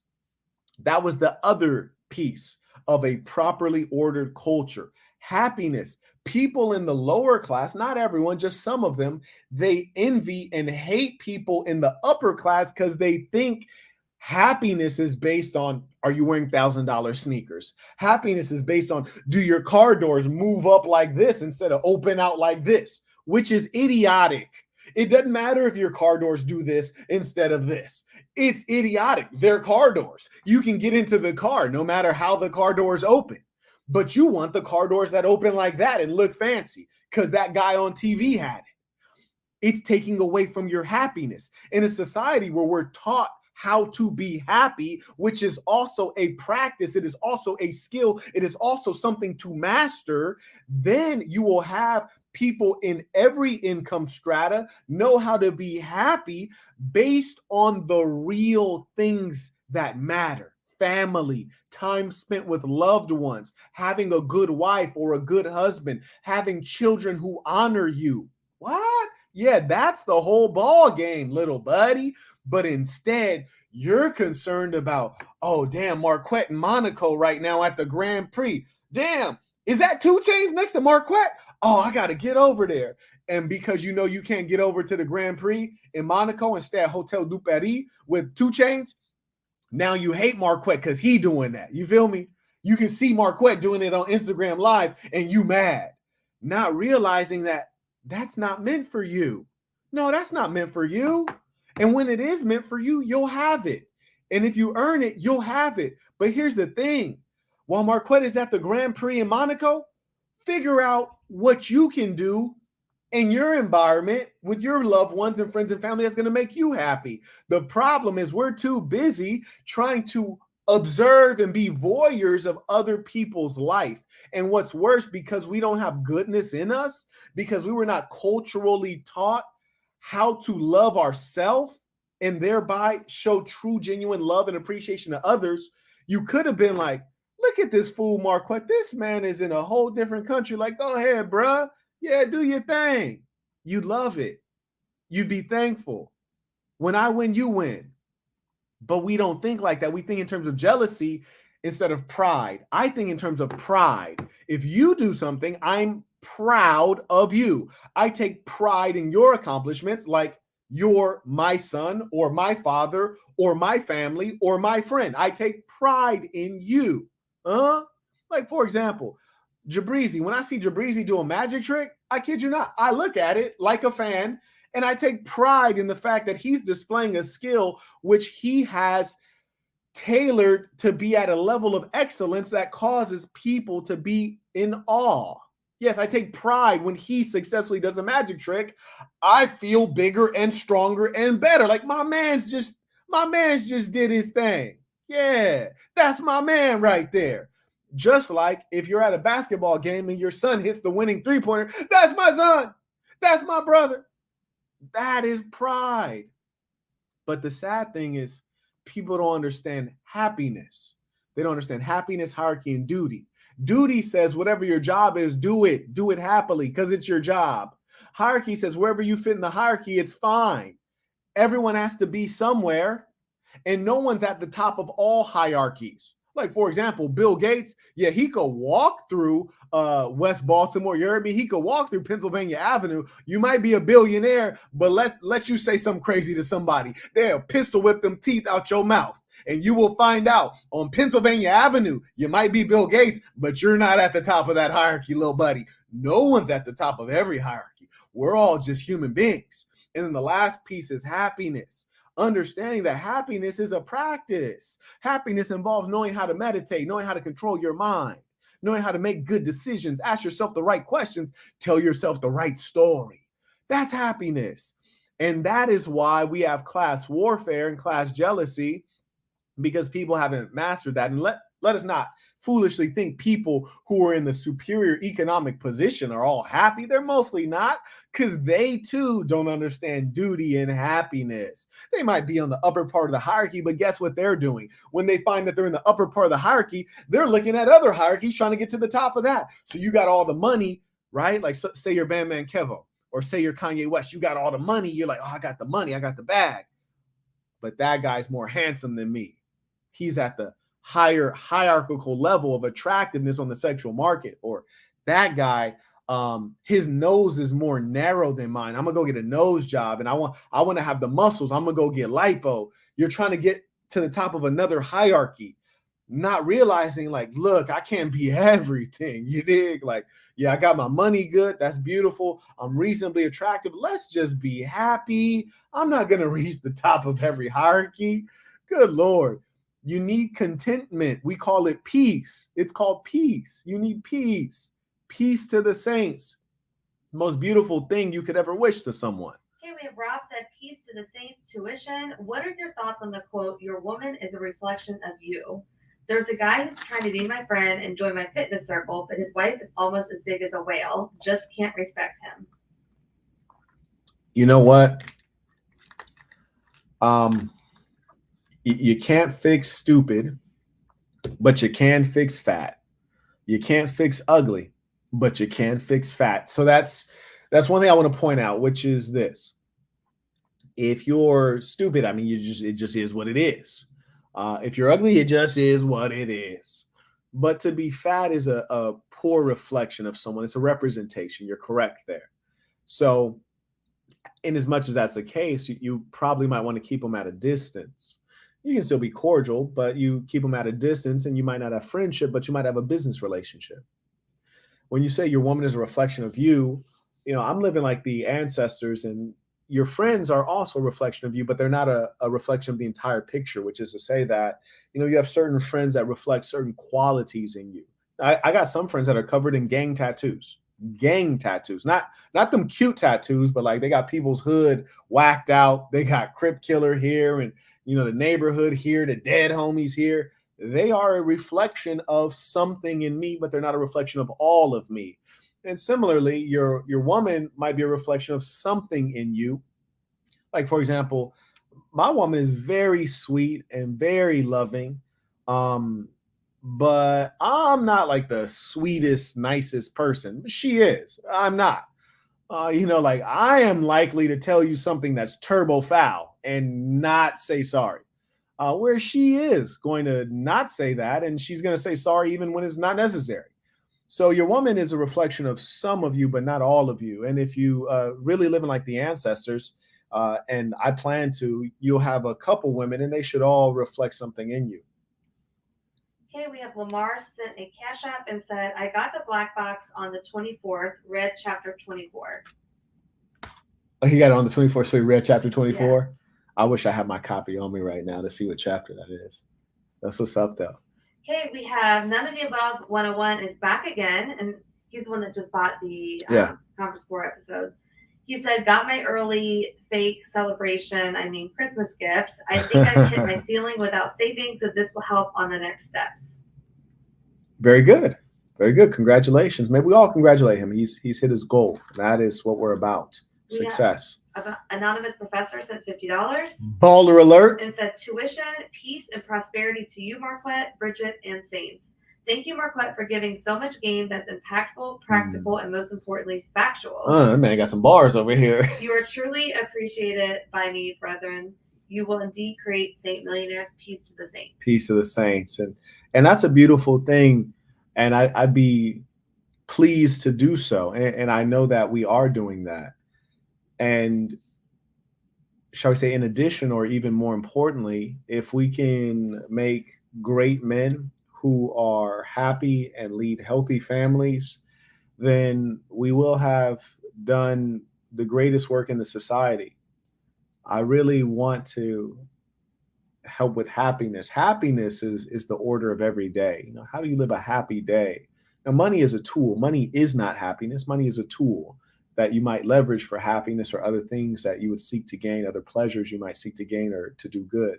And I want to emphasize to everyone that money isn't everything, and I hope that I don't portray that. I hope that I portray a focus on spirituality, a focus on physical health, a focus on relationships and community and culture.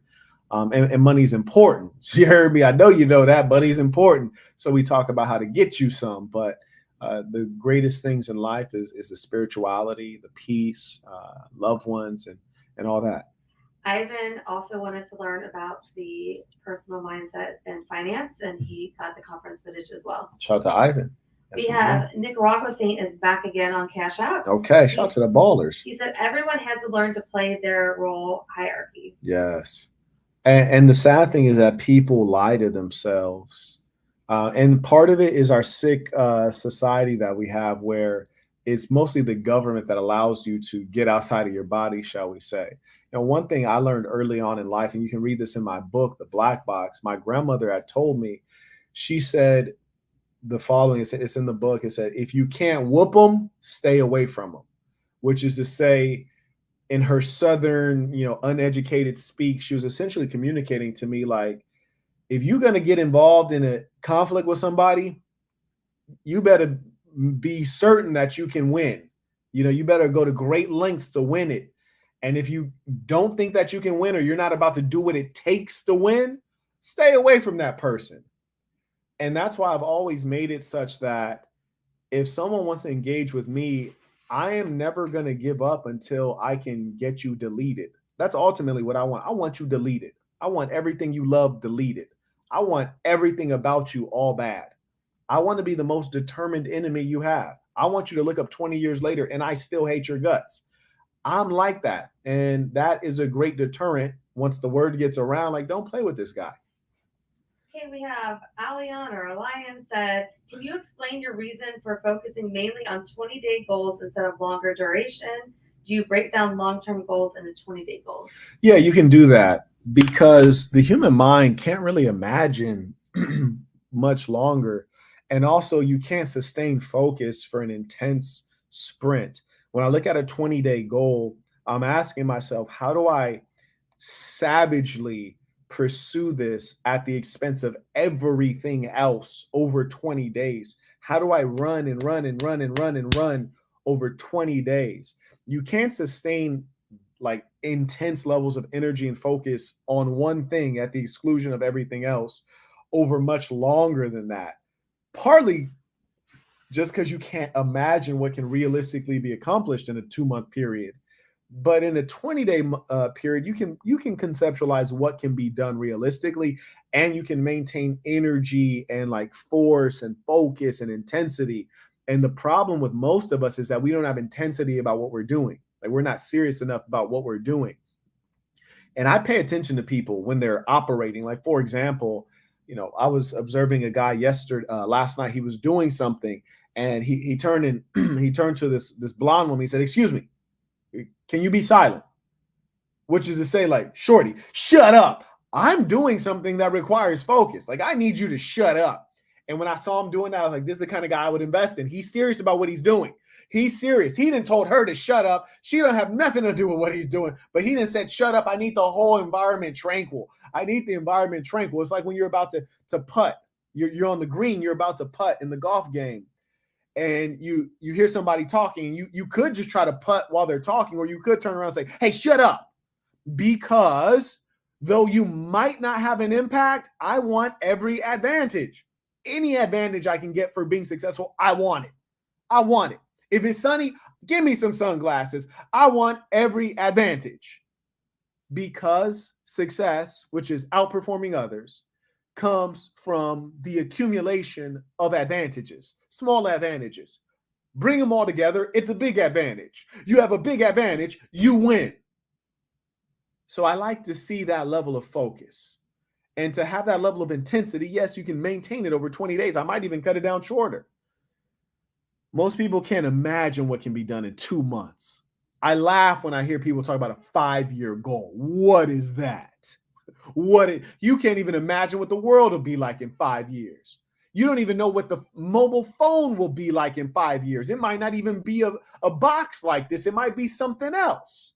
In 5 years, the mobile phone might be a freaking sticker that you put on your hand, a sticker that has a thin layer, like an epidermal skin layer, and you just press on here and it digitally displays on your hand in 5 years. We don't know.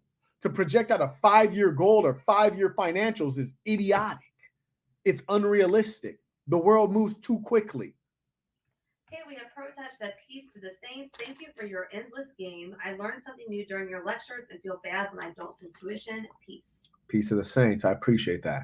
OH is back again with tuition. He messing with us. He Yes. messing with us. Shout out to OH. Shout out to the men who support the work. You dig? And I want you all to know, like, there's no such thing as sitting there and watching me for years and never supporting at all, never standing up, never having me know your name, that you existed. There's no such thing as that. And also understanding the true philosophy. Like, know that you don't get it yet, which is not to say you can't one day get it. It takes people different amounts of time. I don't want to put on the spot, but OH is in a country we were recently in where we had the two-story villa, or which Yeah. one? I'm trying to remember how recently. It was a cold place. In Europe. The second to last place. Not London. I don't put on the spot. Oh, yeah. Oh, no kidding. Yeah, that's where it's located. Oh, yeah. Shout out. It is chilly over there now, I imagine. I want to encourage you all. You know, I talked to you about that story, which is to say, you write the story of who you want to be in the future. It's aspirational. There's another story that gets neglected a lot. This story is a story most average people don't want to hear. When I say average people, don't be confused. I mean losers. That's what I mean. When I say average person, I mean loser. And when I say average, I'm not talking about financially. I'm talking about mindset. You're average. You think what everyone else is thinking. You do what everyone else is doing. That's what I mean when I say average. The story that they don't want to hear is the story of the truth. And the truth is an assessment of where you stand today. Today, am I fit or am I fat? Today, am I fiscally responsible or am I spending money foolishly? Today, do I have the relationships I want, friends-wise, romantic-wise, or am I on E? Is my stable on E? And for all of those questions, the story of where you are today, that honest assessment, most people don't want to tell the truth about that. But until you tell the truth about that, you assess where you are, you can't start on your mission. Understand, when you use GPS on your mobile phone, you first have to put your starting point. I am located in Los Angeles. I would like to navigate my way to New York. You have to put a starting point, the truth of where you are today. Most people don't want to acknowledge where they are today. And I know that they're delusional and they're not acknowledging where they are today. I saw one guy come in my stream and he said, you only have this many live viewers. So-and-so has this many live viewers. Me being a kind of guy I am, I was like, dang, so-and-so got 20,000 live viewers. Shout out to him. That's a beautiful thing. That's great. I'm happy to hear that. Thank you for sharing the good news that he has 20,000 live viewers. That's a good thing. That really is. I'm sincerely impressed. But how many live viewers do you have? None.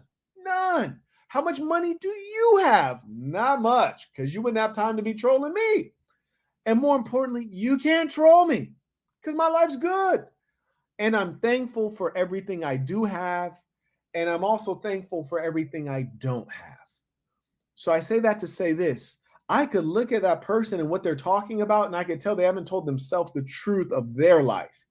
Because if they were familiar with the truth of their life, they wouldn't be on trying to troll a guy like me whose my biggest problem is that my passport book is filled up for the third time.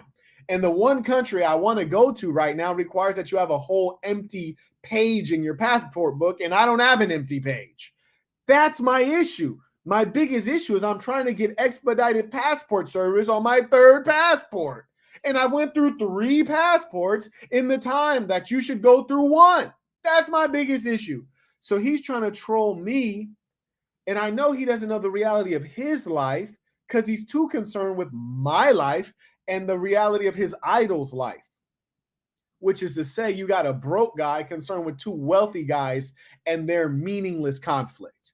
So realize the truth of your life and utilize that to paint an aspirational story and use GPS from where you're actually starting, not in your head, your pretend land, but in the real reality, and route that to where you're going.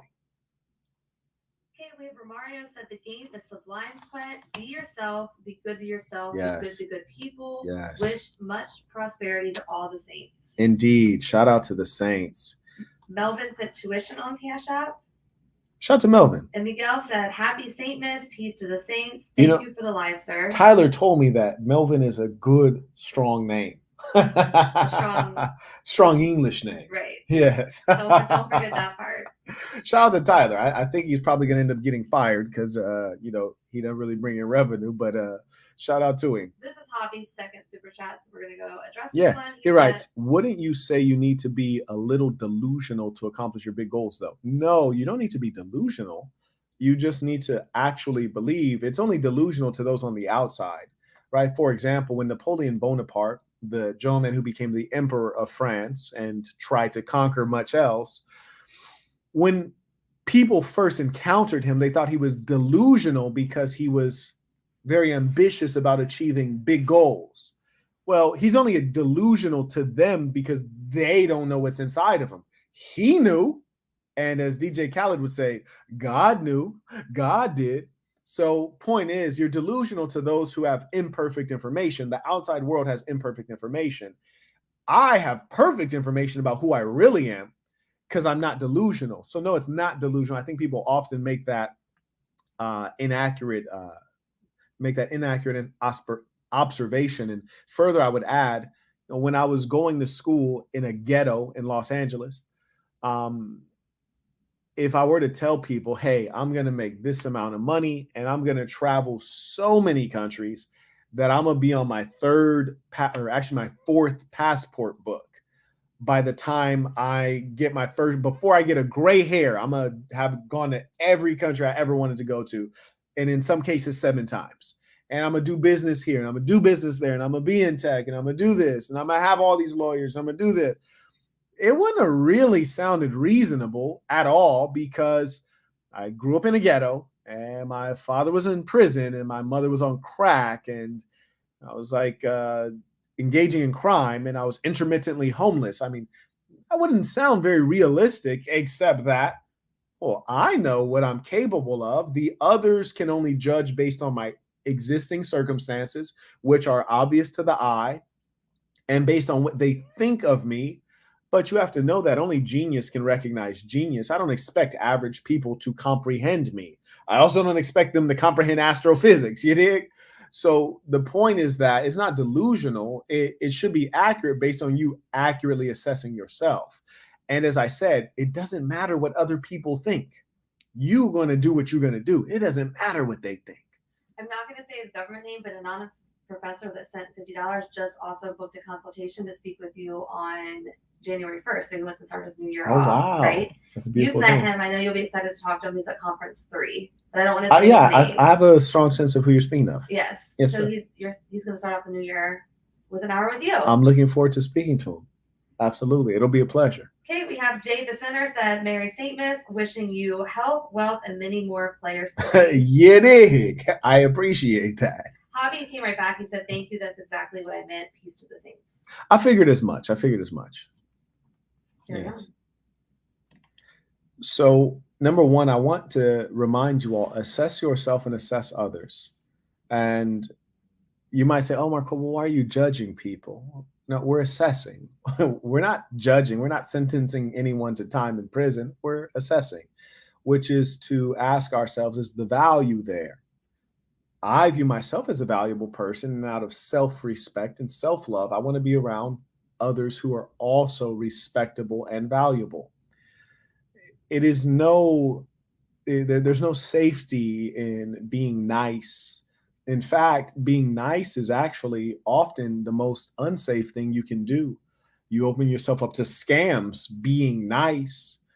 For example, one thing I learned, and I'll never forget it, I was in Pasadena, California, and I was looking, I forget if I was trying to find a freeway entrance or exit, or I was looking for a business. I forget what it was, but I pulled up next to this guy. He was in a Maserati. I was maybe 16, 17. He was in a Maserati. I pull up next to him and I roll down my window and I needed to ask him something basic. Hey, is there a gas station? Where's the freeway entrance or something like that? And he wouldn't roll down his window, a white guy. My first, I was like, this guy, is this guy a racist or something? I'm just trying to ask him a basic question. I'm next to him. I roll down my window. He won't even answer the question. He won't even roll down his window to acknowledge me. He's looking at me, but he won't roll his window down. So is this guy a racist or something? I was 16, 17, 18, something like that. And today I have a greater understanding. When you cannot identify with someone at all, you think twice about, is it even worth communicating? Because what they're about to say, will it only be to benefit them? Are they about to ask me for something of mine because I appear to have and they appear to have not? So I reflect back on myself. I was, probably 16, 17, 18 in a brown Toyota piece of crap car that probably had, like, the engine was probably just sounding loud, like it was about to fall apart. And he's in a brand new Maserati. He's probably in his 30s. I'm like a teenager. There are very few things that I was about to say that would benefit him. Hence that interaction. He could have been nice and listened to me, but that interaction was not about to benefit him at all. But what's more is it could have opened him up to risk. I could have, utilized that, him rolling down the window to hop out and reach in his car. Who knows? I'm not saying that I appreciate what happened. I'm saying I understand better. And I'm saying that as I've been kind to people, I've often found that my kindness is rewarded with a slap in the face, which is why I say be good to good people. If you've not verified that someone is good, you need to be thoughtful before you interact with them. And you must keep your walls up for only allowing in high quality men and women into your life. And those who are not high quality, they need to hit the door. You dig? And that includes family. Shout out to St. Ricardo. Good to hear from you. He writes, Mary Saintmas, indeed, even today, what we will do to grow and learn to become better. And what will we do to grow? Let me start this from the top. Mary Saintmas, indeed. Today, what will we do to grow and learn to become better and stronger? Peace of the saints. And this is a great question, and it should be an ever-present question. And it's time for me to hit the Fiji.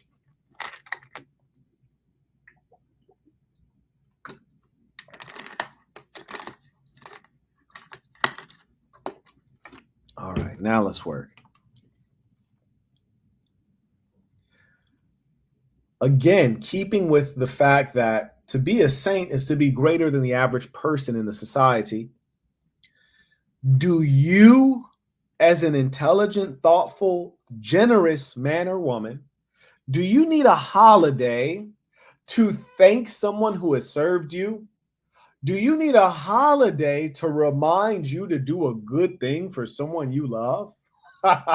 What is wrong with your nature that you need a holiday to indicate to you that you should support those, or shall we say, show love to those who show love to you?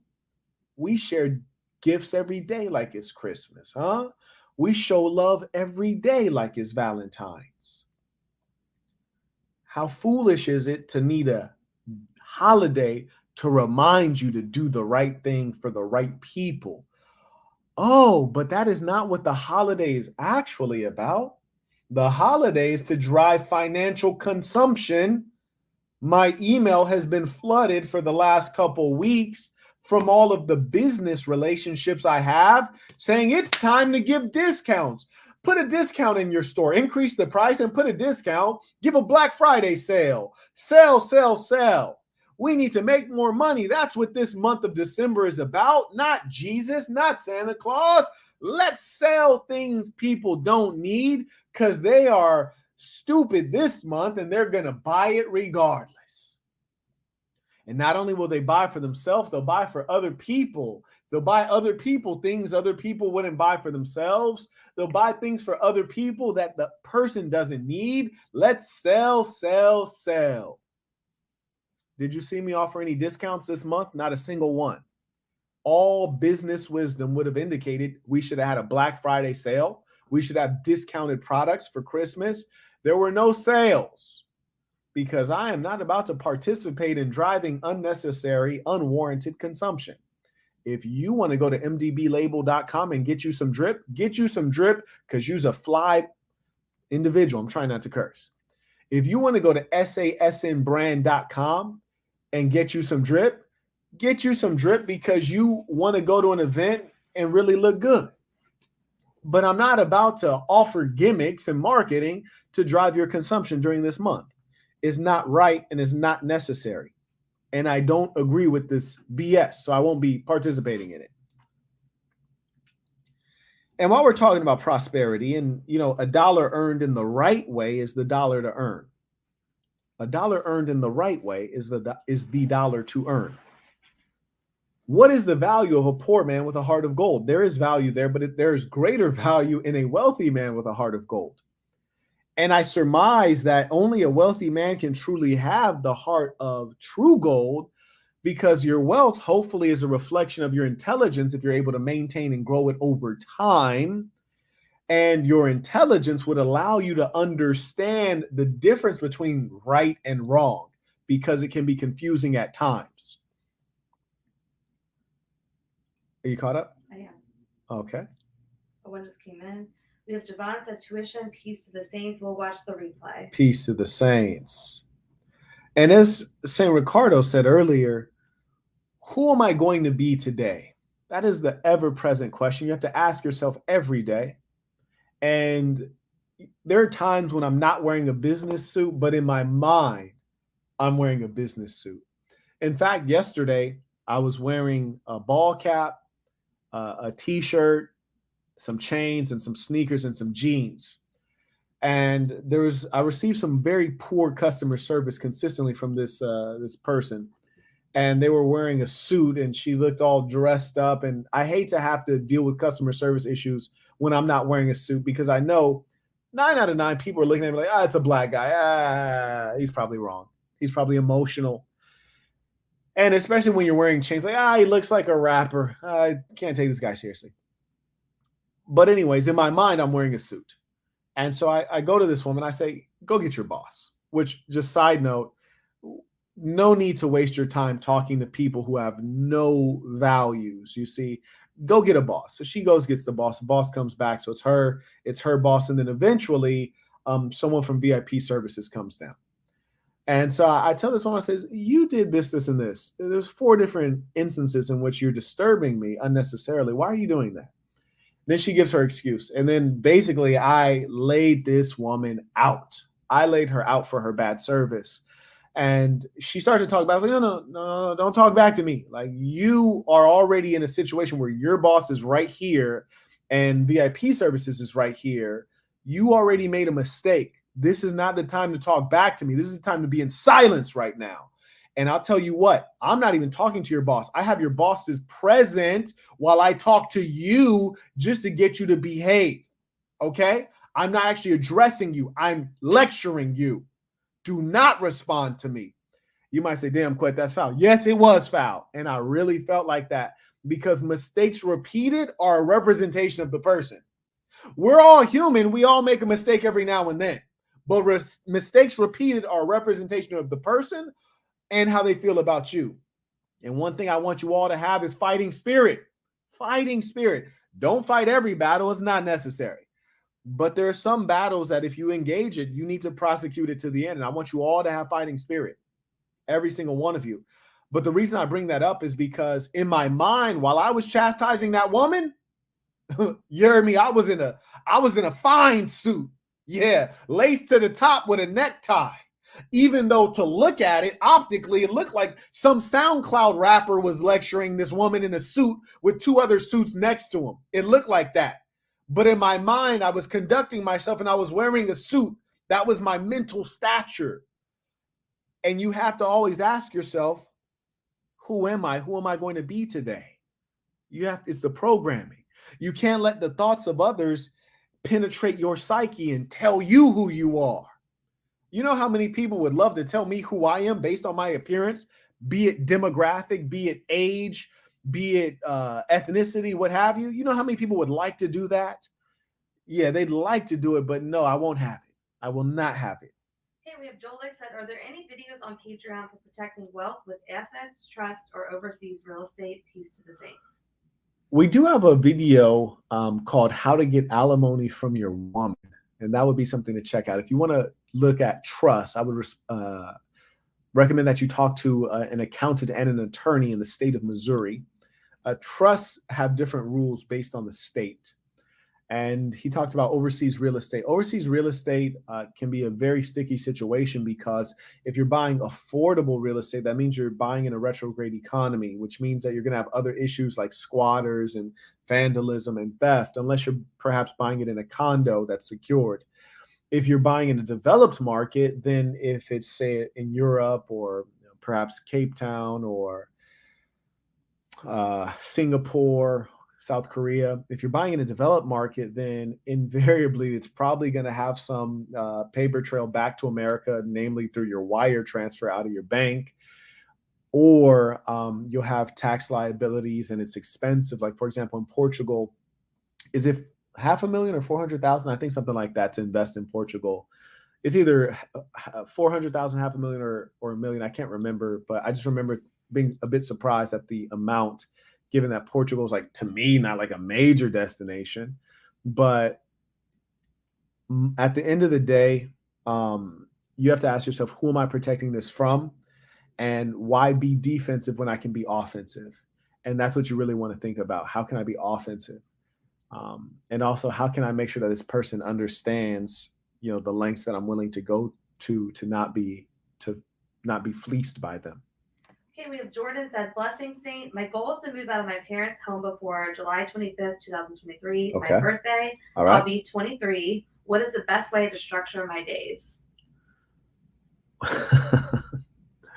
Well, I'm presuming that you're stating structure your days for the purpose of building your finances. I'm not sure. You could also just be talking about structuring your days to be competent when you move out. When I moved out of the home of my family, I did not know how to do laundry because my mother had been doing my laundry my whole life. And so I had to figure out how to do laundry via telephone. This is before YouTube, right? This is before YouTube University. Yeah.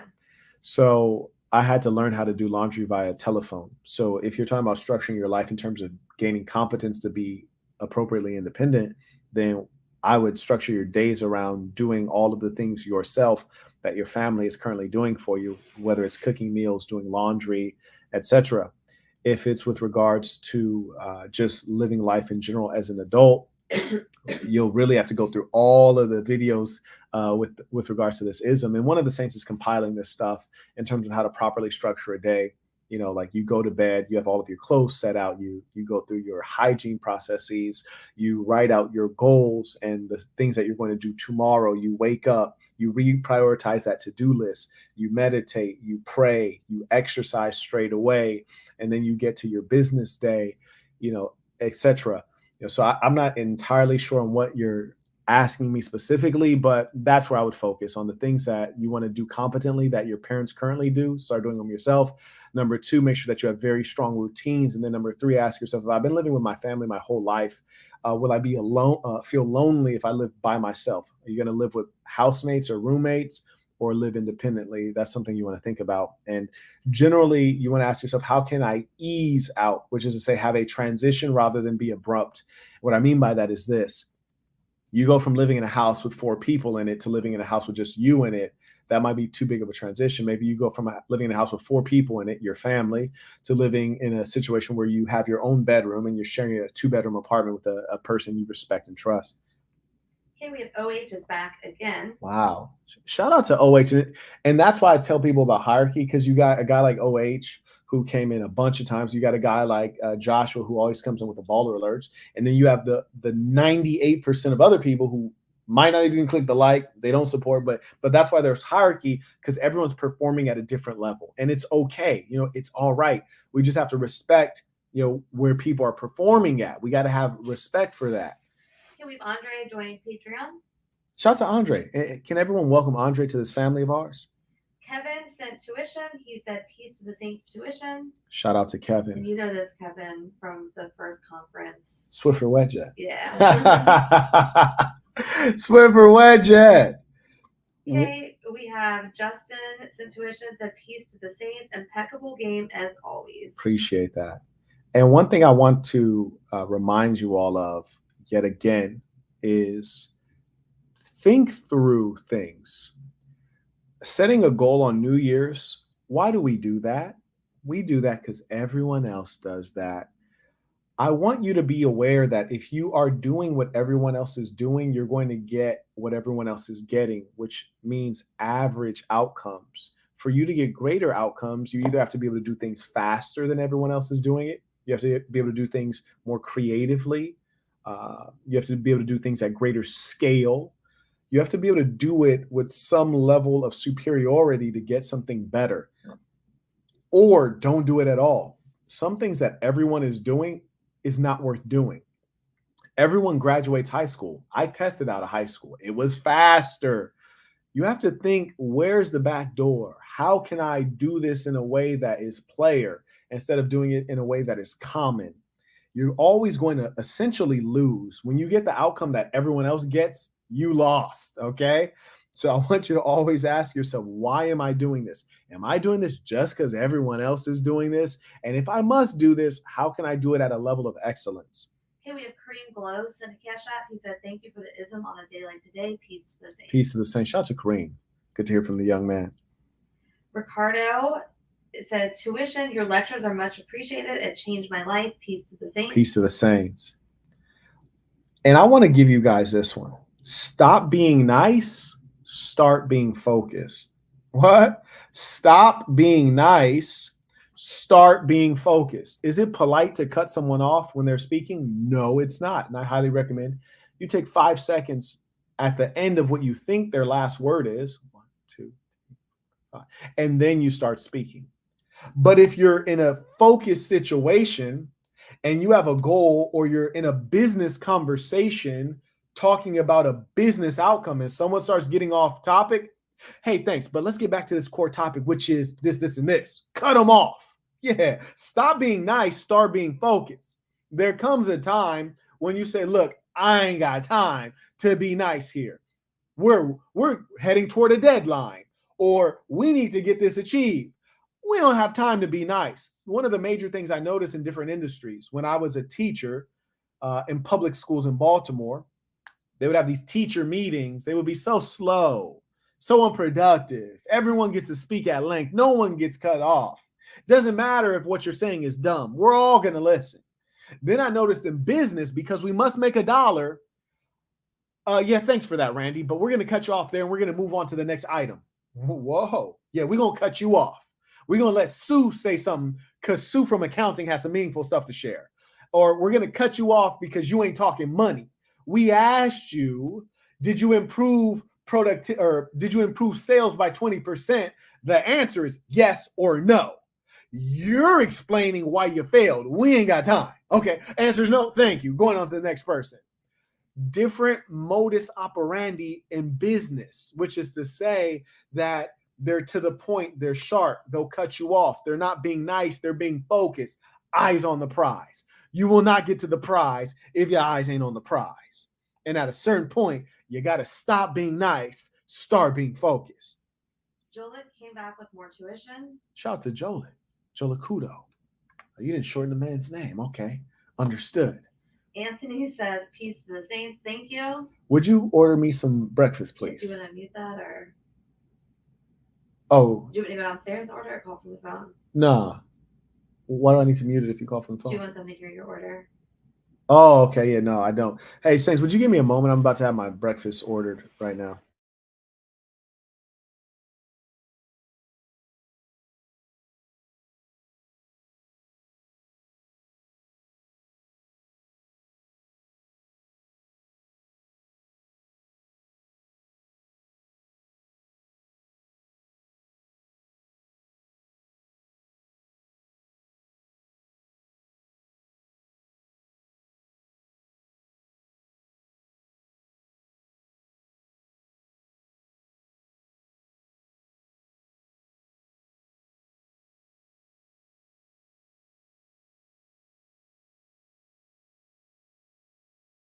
I'm on hold if you want to start. Okay, you're on hold. Yeah. Okay.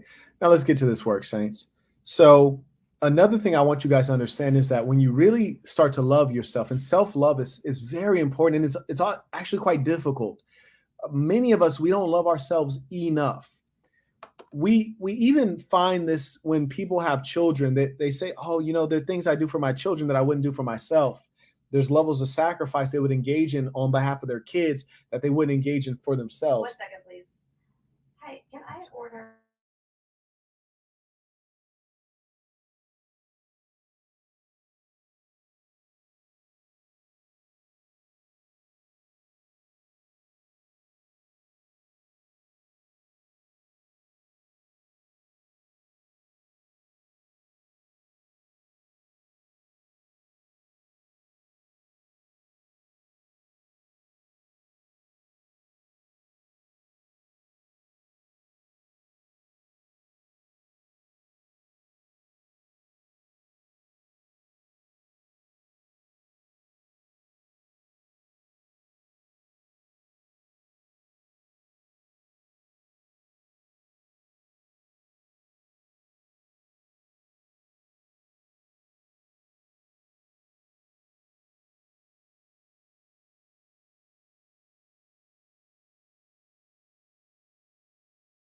Blowing cold air. All right, Saints, here we are.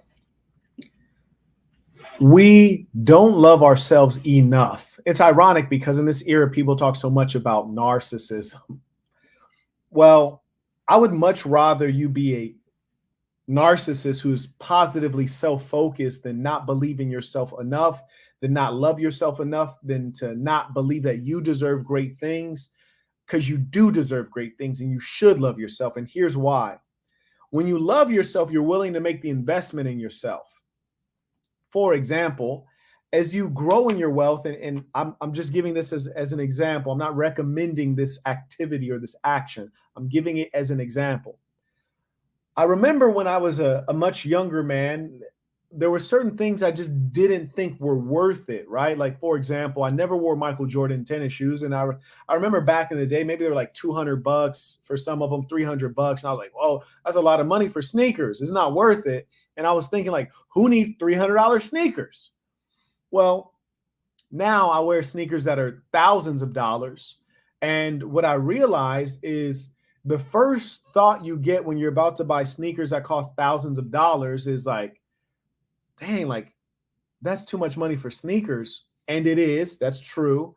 But then you have to also position it with, well, one, I can afford it, but more importantly, two, I deserve $1,000 sneakers. It's a psychological thing. I deserve $1,000 sneakers. Yes, one of my shoes costs $2,000. The pair of shoes costs $4,000, and I deserve that because I'm me. And you need to think like that. I'm not saying you need to buy $4,000 sneakers. That's not necessary, and that's foolish. I'm saying you need to think like that. You need to think that if somebody's going to have $4,000 sneakers, I'm the one that's good enough for it. I don't know about you bastards. I don't know about y'all, but I'm worth it. I'm the guy who can wear $4,000 sneakers or $80,000 sneakers. It looks right on me. It looks good on me. It looks appropriate on me. So I want you guys to understand that. And here's why. Now, see where I'm taking this to. Follow me. My book is called The Black Box. I wrote it as a book of guidance to you, not to me. I lived the life described in the book. I took the wisdom of the lessons of the pitfalls of the suffering to give you a guide to life in this era, in this day. I remember some time ago, someone said, "Hey, Marquett, how much does your book cost?" And to be honest with you, I actually don't know what it costs on Amazon. I think it's like $14, $15. I don't know. Maybe it's 12, maybe it's 15, maybe it's 18. I don't even know. But the reason I don't know is because I don't care. And here's why I don't care, because you shouldn't care. It has been stated by one guy who I won't mention his name now, but I'll probably do a piece on him at some point. He's now deceased. He said, it's not what the book will cost you. It's what it will cost you if you don't read the book. It doesn't matter what the book costs. You need it.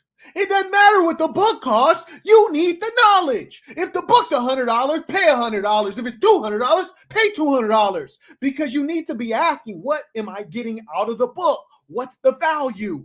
If it can change my mentality in a way that might allow me to exercise the emotional wherewithal, the emotional intelligence, the intensity needed to achieve my goals, what is that worth to me? It should be worth a lot. And you benefit when you get a book because the book took me 10 years to write. Can you afford 10 years of my labor? No, you cannot. But if I give it to you for $15 on Amazon, the black box, Marquett Burton on Amazon, I give it to you for $15, that's a steal. Anytime a wise, accomplished person writes a book, it's a deal. It doesn't matter what it costs. It's always a deal. Because you can't afford their time. Understand me here. What am I paid for 1 hour of work? I promise you it's more than $15, which is the cost of the book. Use your brain. Hustlers read. Hustlers learn and study. Now, second piece, same logic. Marquette, I don't know if I can afford to go to school. Hold on. What are you going to go to school for? I'm going to go to school to get this kind of job. Well, how much does that job pay? Well, that job will pay $200,000 a year. How much is the degree? The degree's $100,000. Okay, well, how many years can you work and earn $200,000 a year with this degree? He was like, till I retire. I said, well, then go to school. Go to school. The math is simple. Go to school. How am I going to afford it? I don't know, but figure it out. Go figure that out, bruh. It's worth figuring out. It's worth taking the sacrifice. It's worth taking the loan. Cost benefit. It's going to cost $100,000 to get the degree. You're going to make $200,000 with the degree, and you can do that every year until you're 60 years old. Go get the degree. Stop being scared. Stop being scared about what you can't do and go figure it out. Let's get after it. So this is what I mean. Hustlers have an attitude of, I can get this done. Whatever this is, I can get this done. Whatever this is. Hustlers know that if I need some motivation and I can pay $15 and read through this book and get motivated every day or get some inspiration or perspective, yeah, that's a good $15 well spent. And here's the thing, when you really understand money, then you're like, okay, well, $15 book, how can I ever question a $15 book? I shouldn't question a $200 book if it's the right book by the right person. I shouldn't question it. And if you want to know what books I've read beyond the black box, you can, I think my link is in the description, my Amazon shop link, and it has all the books that, not all of them, but many of the books that have been foundational for me, and they're priceless. You're getting a steal when you buy those books. But trip on this. You always have to be concerned with what it costs you to be ignorant. Being ignorant is a great expense. That's a quote from Marquett Burton. Being ignorant is a great expense. And I promise you, being ignorant is going to cost you more than $15, more than $100, more than $200. It can cost you hundreds of thousands of dollars. It can cost you millions of dollars. Being ignorant is a great expense. Do you want a situation where you're competing with someone who knows things you don't know? Someone who has strategies you don't have? No. You should try to fill your brain up with as much good as you can. Because here's the thing. You might only grow to be 5'5", and that's fine. You ain't going to change that. You might not be the most handsome guy in the world, and that's fine. You're not going to be able to change that. The things you can compete on, you should compete. Knowledge, skills, wisdom, mindset, mentality. You should compete on those things. That's going to get you to the top. And that's why I know people aren't serious. If someone says, how much does your book cost? I'm like, I don't know, bro. I don't know. I don't care, and I don't know. Because I didn't price it for me to buy it. I priced it for you to buy it. I wrote it for you to learn from it. I don't know, and I don't care. It doesn't benefit me. It benefits you. You should be concerned about what it costs. You should Google that. I don't know, and I don't care. And if you don't have $15 to get it, you better break your neck to get $15 to get it. And there's a number of other books on my list that you should break your neck to get the book. I put them on the list because they're transformative books. They're not entertainment books. I didn't put no comic books, manga, or anime on there. I put cold-hearted classics on there, boy. You serious? Okay, wait, Ricardo said, Saint, can you tell me who I can contact to get the luxury loafers in a size 13? I'd pay double or more for that, honestly. I need them in my life. They only go up to size 12. I feel you on that, player. And one thing I already know before I pass on Wade's information to you is that the manufacturing process to create like an individual pair of shoes or an individual pair of fill in the blank is going to be a lot more than double the retail price. So the retail price, I think he's retailing those for like $60 or something like that. I think. 68 bucks. Yeah, that's an insane price. Just side note, that price is insane. If you ever have worn velvet slippers, which you probably haven't, velvet slippers are generally going for like $300 minimum. That's entry level. This price is insane. And more importantly, the design is phenomenal. I know because I designed them myself. The design is phenomenal. But here's the thing. When you create one pair, which your size 13 would just be like a one-off, the manufacturer is going to have to charge it like it's essentially a prototype, which means it's going to be exorbitantly expensive. So I doubt that is possible, but Wade is a gentleman who produces those, and I can connect you with Wade. Okay, we have Simon said, I hope everybody is taking notes. Peace to the Saints. Take notes and take it seriously. On Cash App, we have NY5455 sent $50. Oh, baller alert. Shout out to the ballers. Christian also sent $50 on Cash App. Another baller. It said, peace to the Saints, tuition from Christian Alfonso Jones. Hit him with the whole name. All up in your mouth. Khalil sent another Cash App and said, faith is key. Oh, faith is critical. And, you know, we're in a faithless society. So that's a critical one is faith in something greater than you and also faith in yourself. Faith is important. We have Henry sent a PayPal. He said, peace to the Saints. Best series to fuel my mind. What are the best strategies on working to BTG tenders? Business to what? BTG. That's on PayPal? Yeah. Let me see. Thank you for the ism as always. Henry from Nairobi, Kenya. Shout out to Nairobi. Ooh, them women down there be thick. But I'm going to go ahead and say. I think it's business to government. Okay. Now, what was the question? He said, what are the best strategies on working to BTG tenders? Oh, I see it here. Best series to fuel my mind. What are the best strategies on working to business to government tenders? Gotcha. Now, Henry, number one, the best and really the only strategy, especially if you're in certain types of cultural contexts, is relationships. So when you want to do business to government transactions, you have to know that it's going to be a long sales cycle, meaning it's going to take a long time to get the deal arranged and completed and for you to get paid. So the accounts receivable will be like 60 days plus. So from the time you shake the first person's hand, do all the paperwork, get verified as a government contractor or vendor, and then actually get paid, man, this could take up to a year. So whatever your business is or your service, you want to make sure that you have a good amount of money in the bank so that you can survive that long sales cycle until you actually get the money. That's number one. Then number two, this is highly relationship based. And importantly, so not only do you need to know someone in government, in the purchasing department of whatever, you know, entity in government you're selling to, you also need to get insider tips because government is so bureaucratic and rigid that you have to fill out the application a certain way. You have to use certain language or else it'll be kicked out of the system. You also can apply using, you know, privileged status. So for example, in the United States, there's something called minority enterprise and business. I've never used this, but minority enterprise and business applies to people of color and women, which makes no sense. But you can apply under privileged categories, and it makes it more likely that you can secure a government contract.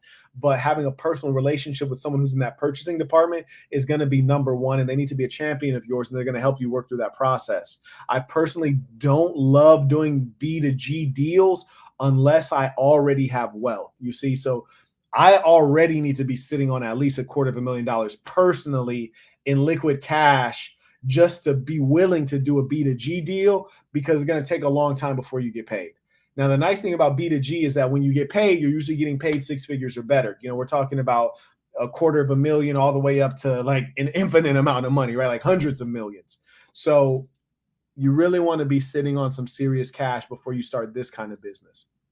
Okay, we have Anti-T27 said, peace to the saints. I have realized you should surround yourself with winners, and that a Correct. majority of low-class people talk about meaningless things like sex, celebrity drama, and other people's lives. Correct. And sports. Correct. Caught up? Yeah. Fantastic. The last thing I want to give you is that when you invest in yourself, you become more attractive. And that doesn't just mean more attractive to the opposite sex. That means more attractive to everyone. When you've invested in yourself and you've developed yourself, you're far more appealing to everyone. People want favors. They want to gain your favor. They want to be viewed as knowing you or associated with you. They want to get some clout off of your name. They want to do business with you. All of these things that will work in your favor, but obviously there's like two sides to every coin. But I say that to communicate this. When you hear pickup artists or dating coaches say things like, oh, stay on your purpose, achieve your purpose and the women gonna come, fellas. Well, they're not telling the whole story. That's only part of the story, which is to say that when you gain certain types of success, you will become more attractive, and that is to everyone. That does not mean that on the pursuit to success, you should not be enjoying the fullness of life, which includes women, which includes friendships, which includes leisure time. You should. But when you're ambitious and when you're accomplished, there's an appearance that goes with that. And I want to clue you guys into something. Just like the gentleman last night was like, there's one particular guy who's like, hey, man, what kind of shoes are those? Actually, a guy and a woman said, hey, what kind of shoes are those? And I told them briefly and I carried on. Now, the reason they didn't know what kind of shoes they are is because like this isn't like the shoes are expensive, so you don't see them a lot. That's number one. Number two, imagine this. When I say you're attractive, meaning you attract someone else who can afford these shoes, they would see the shoes, they would know exactly what shoes they are, and then they would say, oh, I want to talk to this person because we both know the same. We recognize like these shoes are an indicator of wealth and social status and sophistication and class. And I can identify with that, whereas everyone else is just looking at them as like fancy shoes. They don't know anything about it. So I can come up to the person and engage them with an intelligent, informed conversation, which makes me more receptive. I'm like, oh, they know about these shoes. They must have a big bag on them. Like they must be able to afford $4,000 shoes, which is why they know about $4,000 shoes. Maybe we could be friends. But the only reason they even approach me is because they recognize the shoes. Not to say that materialism is good or useful, but I'm saying that when you're successful and because you've invested in yourself, you become more attractive and things come around to you based on certain cues. And wealthy people can observe certain things that are invisible to people who are not successful. Sophisticated people observe things that are invisible to people who are unsophisticated. For example, if I am out at a restaurant and I say someone did not put their dinner napkin in their lap, I would presume that they're used to eating fast food or they're not used to eating at a proper dine-in restaurant. There's certain things that you would observe just as a mark of your experiences. So if you lack the experiences, then you can't recognize certain things. You can't even recognize certain conversation. So for example, if you mention like the Palm Jumeirah, most people might be like, well, what's that? People who are well-traveled and wealthy, they're, yeah, Palm Jumeirah. You're talking about in Dubai. Or if you mention fill in the blank, they're like, oh yeah, you're talking about blah, blah, blah in London. There's certain things that people are aware of because of their income level. You'd be wise to become aware of these things or to show up to these places. It's called positioning. Okay, we have Cartoon Mask is Real. He sent an additional $1, so we're going to read this out loud. He said, peace to the saints. Amateur MMA fighter, 4-2. Okay. What do you think are some good hustles or business opportunities as a fighter that trains full-time? I think the first obvious one is to train other individuals, people who are like novice or interested in becoming an amateur fighter. I think that's step number one, because a lot of people try to go into the personal fitness vertical and it's very saturated. I highly recommend against it But if you have a special flavor, such as you are a person who actually is competing and you have footage and you can bring people into that world, I think that's a fascinating thing. So that would be step one, is do your personal fighter training. And I think you can make a serious bag, especially if you're in a major market, which is to say a significantly sized city like a Chicago, things like this. Okay, OH sent PayPal. He said no need to read out loud. OH, I'm going to put my email in the chat. Just email me and we can get it taken care of. Okay. He's trying to purchase a product that can't be shipped to him through the site based off his location. Understood. Okay. Okay, we have Nation Biz said, peace to the saints. I made bad decisions in my past. We all did. We all did. Go ahead. I wish I could rectify getting kicked out of school for fighting, engaging with low quality people, and not accomplishing my dreams. What decision is best moving forward? Stop making those mistakes. No, I'll tell you this. We all will suffer by our vices, and we will actually move forward almost inevitably if we are more free of vices. So when young men ask me for general advice, my greatest recommendation is to rid yourself of vice. And what I'm speaking of directly is alcoholism, gambling, sex addiction, pornography addiction. Most of you guys don't have sex addiction because you ain't got access to vagina like that. You heard me, but you get the point.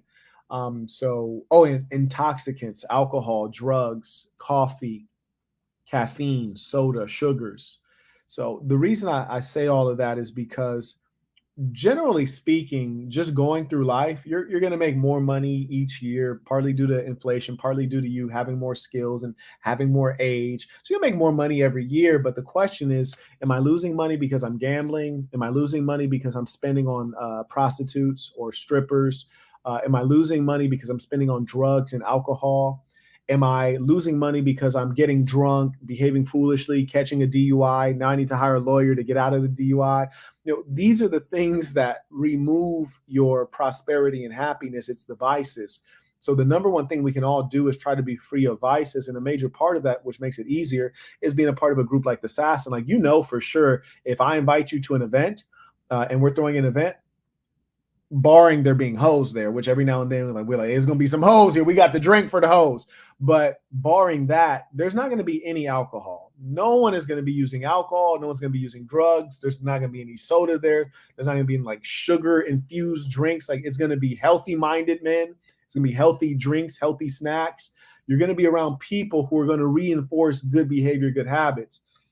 When you're around the wrong people, and there's nothing wrong with going out to party, but I like to go out and party with people who party the same way I party. You go out to party with some of these YouTubers, they out here like, that's a whole different kind of party. I'm not trying to party like that.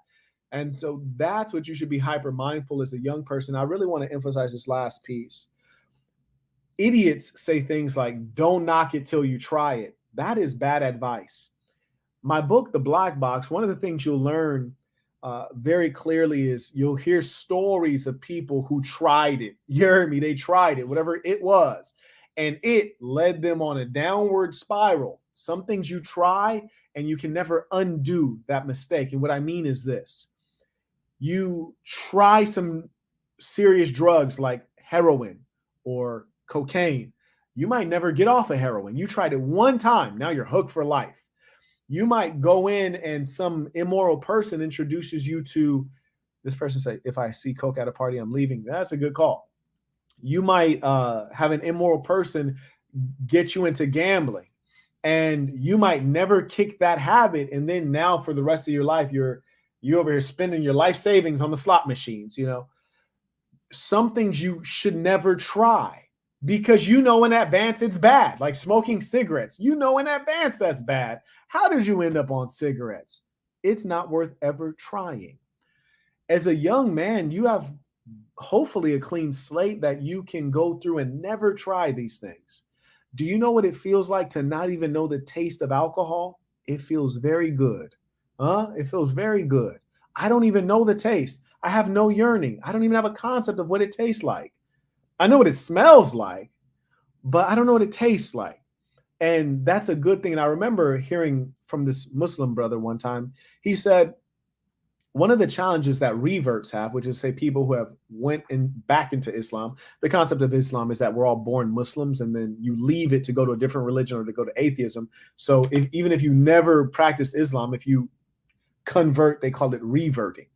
But this Muslim brother told me, he said, the hardest thing for reverts, people who join Islam later in life, is that they can't give up bacon because we don't have pork in Islam. They can't give up bacon because they know the taste of it. They know the smell of it.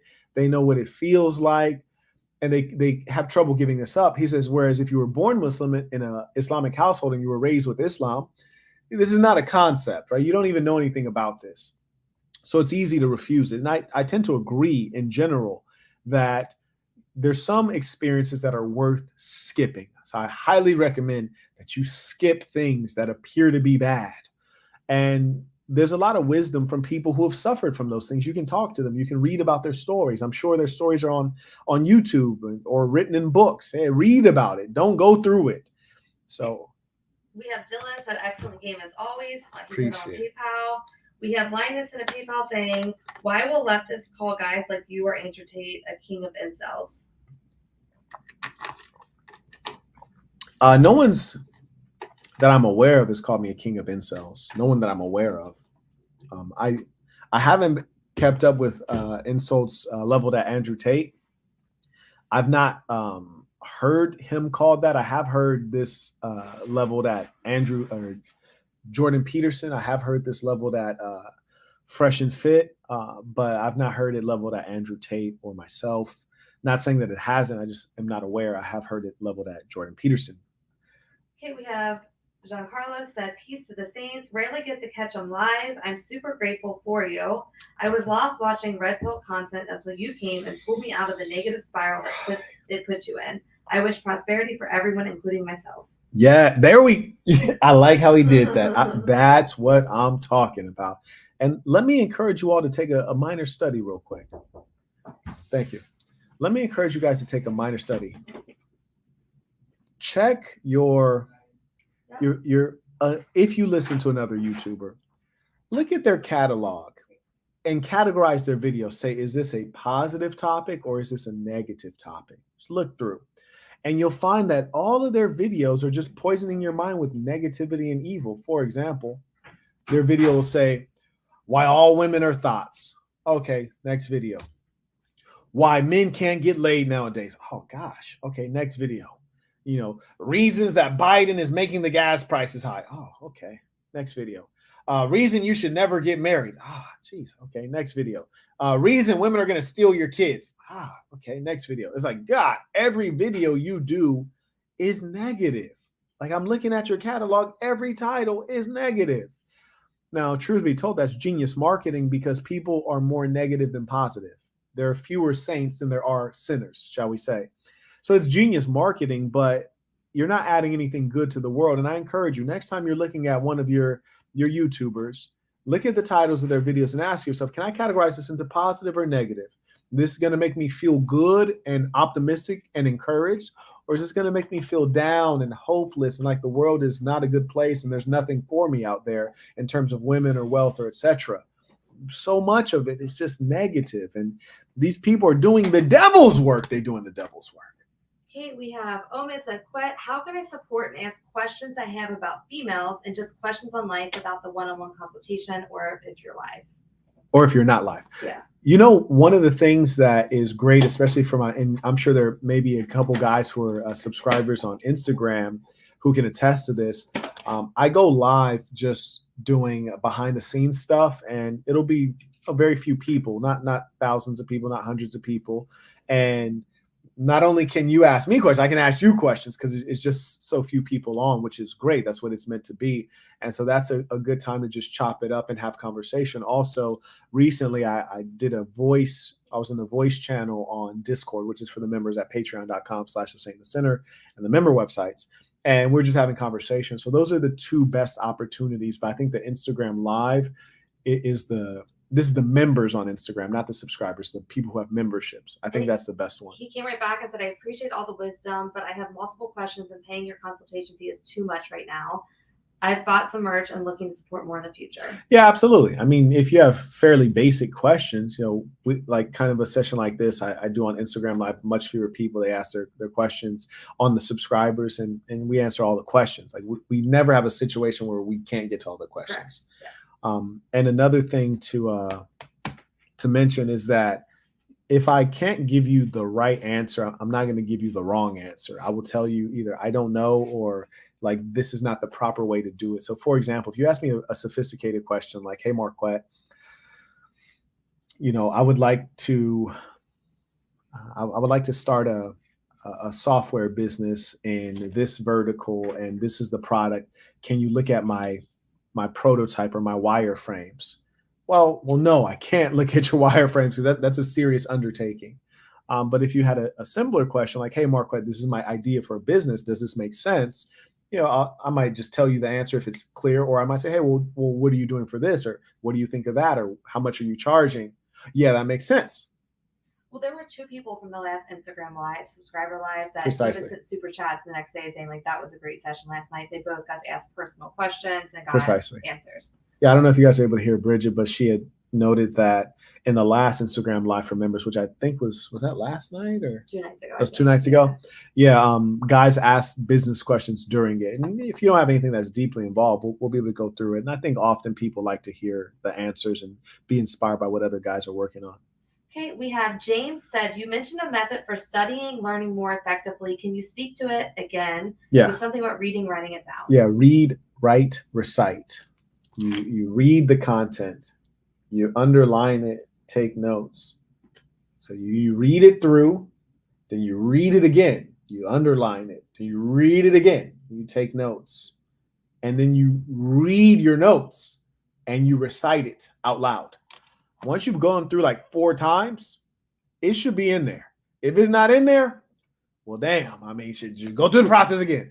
But for me, it's in there. And that's why I can sit here and quote every relevant passage in The Art of War by the Master Sun Tzu. He says, attack soldiers in the morning. Excuse me, do not attack soldiers in the morning.